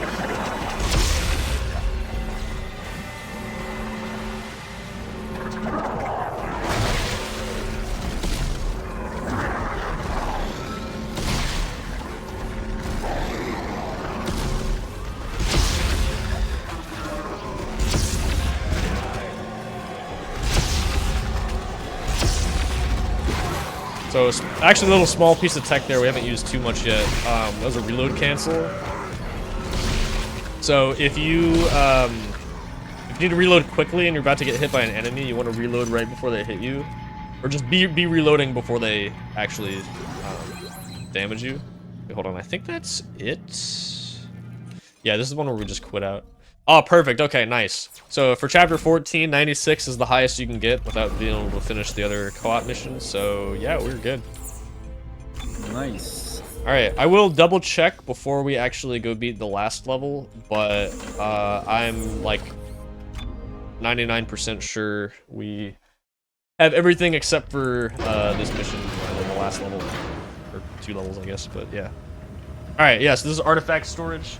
This is back in the Alien City, chapter 17. I need to drop items here, I think. Well, I don't know if I'm supposed to. I think it says on the notes to do that, but might as well just get rid of all this. Okay. So, this is one level we actually did want to look at again in terms of trying to find some kind of out of bounds. There might be something we could do here. We'll see. There is one little cool small time save we can do at least in a little bit. But yeah, for now we're just gonna grab a bunch of these text logs.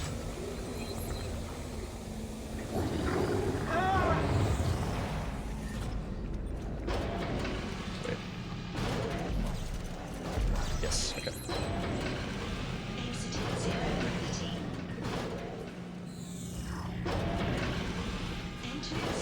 Alright, so, and then we go, yeah, we go. Yes. Wait. Sorry, it's harder to remember exactly where everything is. There we go. Okay, so now I'm gonna do a little launch here. There we go. Okay. So the way that works is, it's actually the same thing as the Admiral Quarter skip at the beginning of the game, a Kinesis launch. For whatever reason, those little cubbies there, they made it so that area is not 0G, but the rest of the room is. So when you're entering the 0G by spamming Kinesis, you'll get a launch downwards like that, so you can just take a little bit of a shortcut, basically. You're already dead, and then this guy.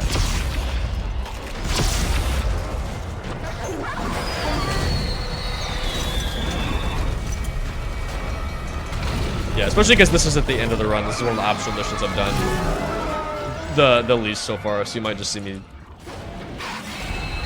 Okay, I think we're good. It's really just those 0G areas that are a little confusing, I think.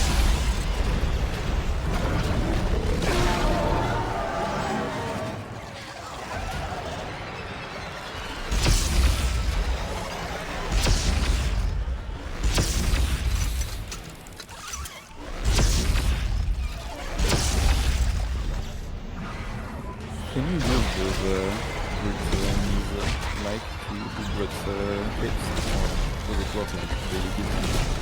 Oh, as far as I know, I don't think you can brute clip like you can in Dead Space 2. They have different attacks, yeah, from what I know. Yeah. I'm not trying to bring brute clips into this game though. You can use enemies to clips for war, but apparently not in this game. Yeah, yeah, in Dead Space 2 you can. Might be a good thing you can't. This game. Oh, I'm looking wrong way. Yeah, there's a particular trick in Dead Space 2, any percent, for those that haven't seen, that's pretty bad.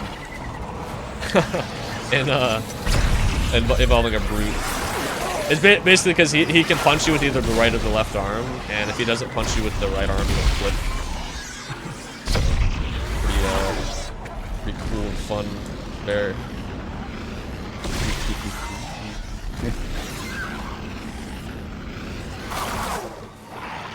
It is also possible for him to hit you with the right arm and you not clip as well, which is also pretty fun. Although it's not as bad now because we figured out a well, not to get into the whole thing, but basically if you have stasis, it's not too bad. You still only get one try at it, but it's not random, at least. And then, you know, obviously we skip stasis now, but then later we were able to figure out a way to do it with a stasis canister instead, which they give you one in that room.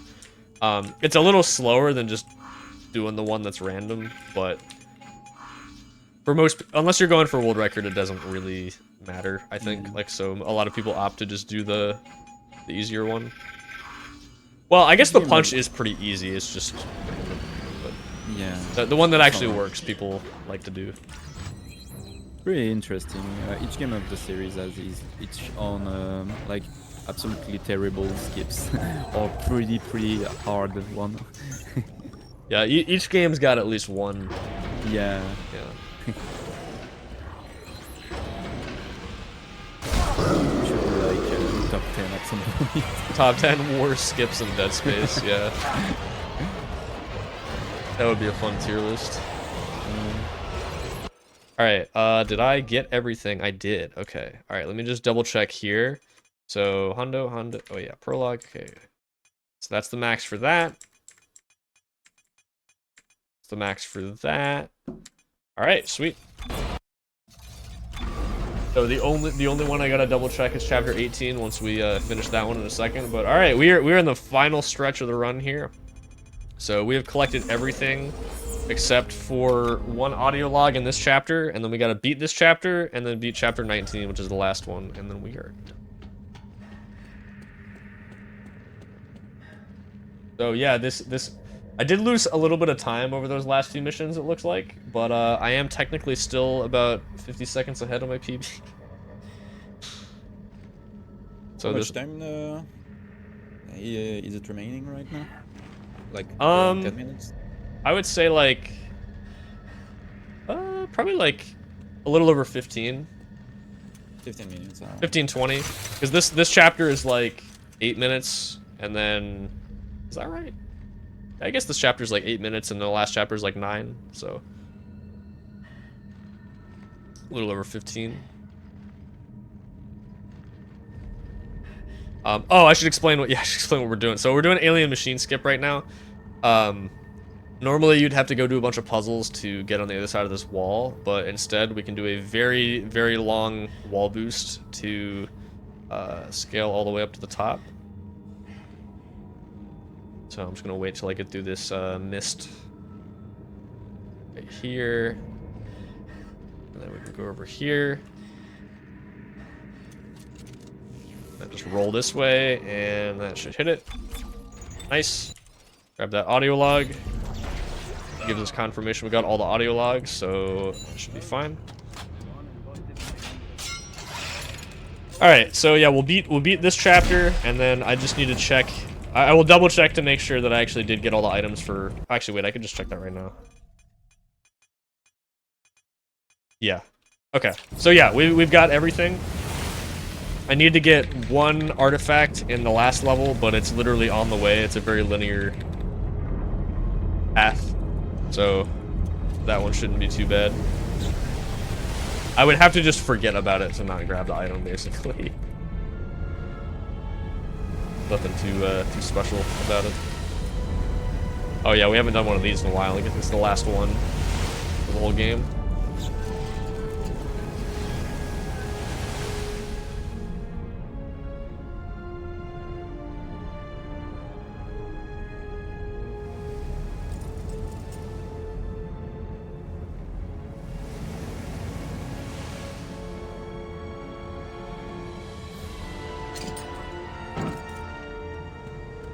Alright. Wait, Isaac, don't do wait. it. Don't listen to him. Is this chapter actually 8 minutes? No! Isaac, you know what's at stake. Okay, everybody calm down, okay? I feel like this cutscene's not that long. 'Cause I'm only like 3 minutes in. Oh, well, you know what? It doesn't split right away either. What are you doing? You got a second chance. Unless I'm just about to save a bunch of time for some reason, though. Her? Us? Somehow. Everyone. Don't let it all go dark, Isaac. There's more than one. I mean, hey, maybe this. I don't remember this cutscene being like 6 minutes long. I think it's only like a few, but I don't know. Maybe I just don't remember. I mean, yeah, 6 minutes is a long time. Yeah, I was gonna say. I was like, I'm pretty sure it's not. Oh, I can close my notes now. Yeah. Back to the chat.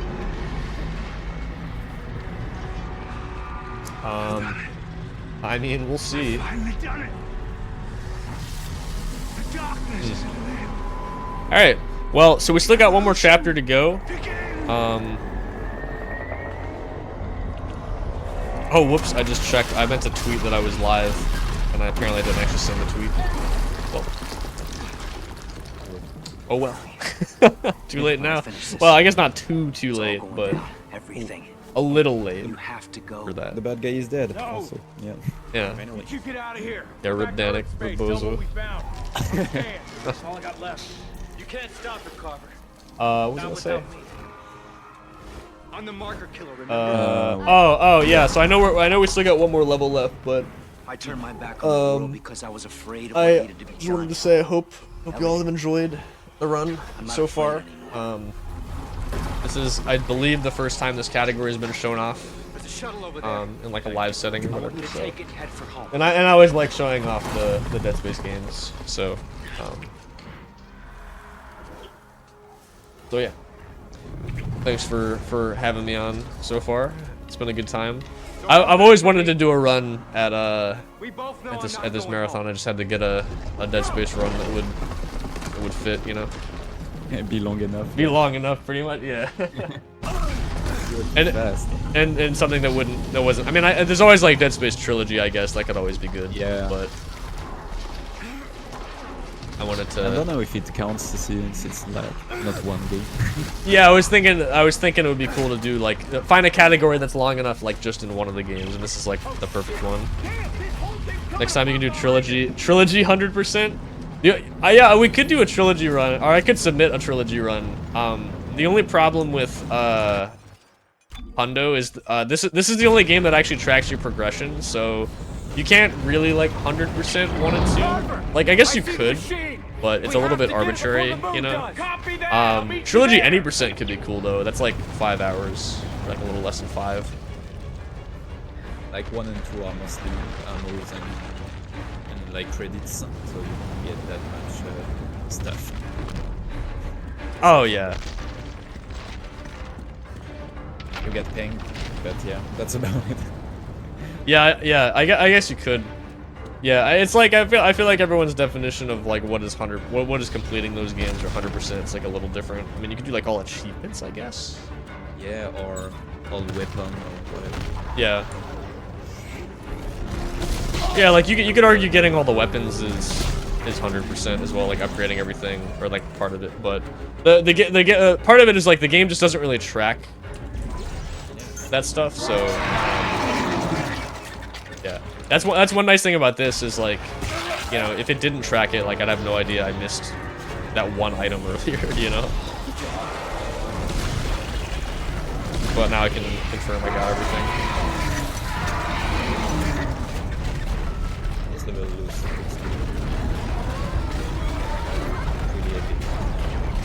Yeah. Oh, but yeah, just for reference in terms of oh yeah, no, you see, I was like, I'm sure that level's not 8 minutes long. It's because on this auto splitter it doesn't split till I get to the next saving checkpoint up here. Yeah, I was gonna say the level's not that long.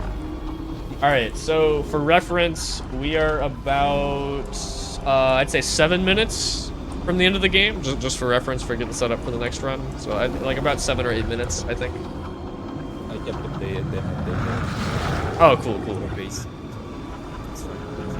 Sounds good. So yeah, we and that was the last item back that we grabbed, that artifact. So nothing too crazy. You're gonna do a quick checkpoint restart here to save a bit of time. And yeah, otherwise we're just running to the final boss.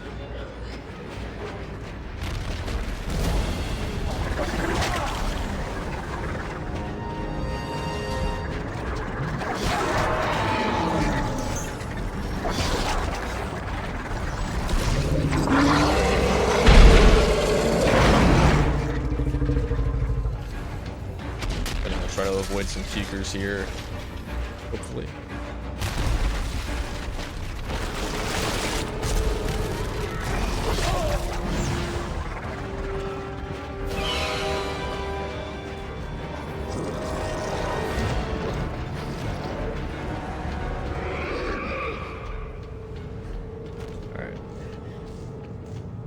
This doesn't necessarily save time, but I'm gonna do a cool camera glitch here if I can get it. Yeah, nice. Yeah, if you hold down aim and flick the camera there when you interact with that, it just, well, whatever you would call this.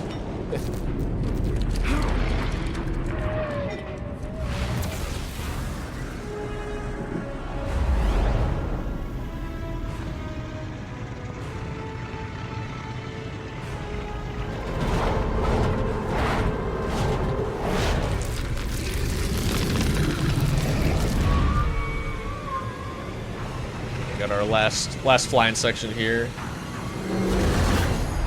before we get to the end.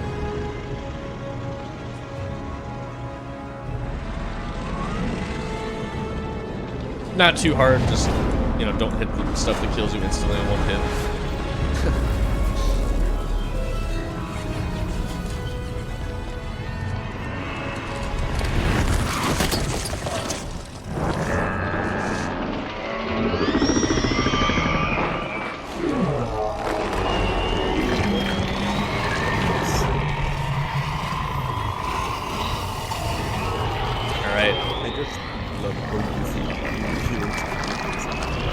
Oh, what'd you say? I just love all these. Yeah. You can't have this. Yeah, sorry, the part was just kind of loud. We gotta kill that thing. All right, there we go. We got. Okay, so we're doing one more glitch here. So this is the super kinesis. We saw this a little bit earlier in the run, actually. We didn't really talk about it too much, but it lets you pick up stuff you wouldn't be able to otherwise. And for enemies, you can actually rip the limbs right off of them, which is really fast. But if we spam crouch really fast when we get off of the platform, we actually are able to use this anywhere, because normally you can only use it when you're standing in the middle here. And so it lets us grab markers from out of bounds, and it speeds up this whole part a little bit. Gotta be a little careful here. You can go for some pretty risky shots to save a little bit of time here, but sometimes you only get one marker at a time, and then if you miss, you gotta wait a while for it to spin back around. It's kind of annoying. Yo, thank you, appreciate it. You're welcome in.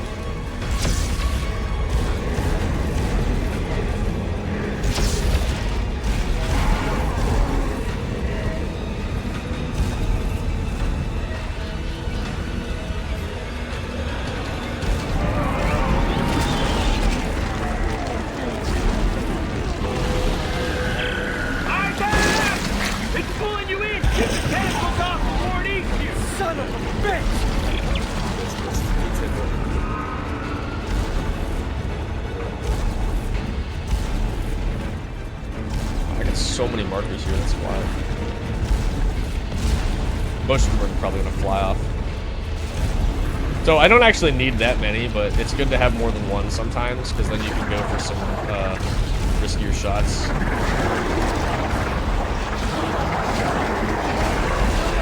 There we go.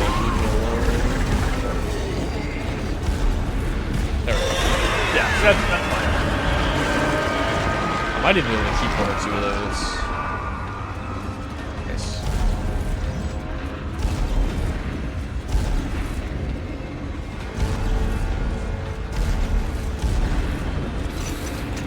Alright, so yeah, we're just about done.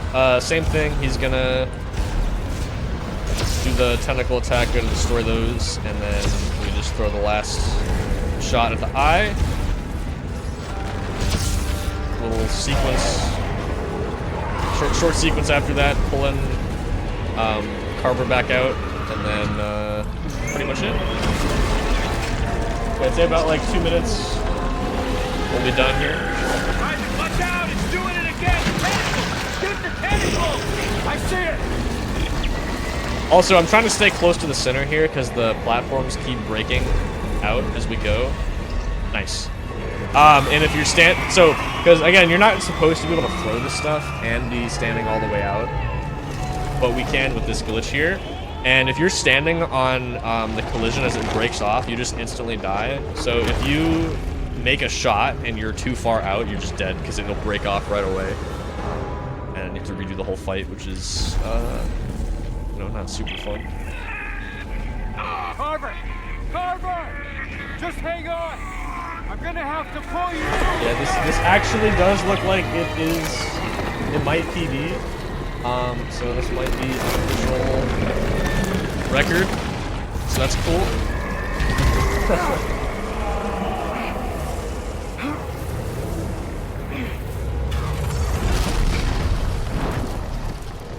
Yeah, it actually is. That's super funny.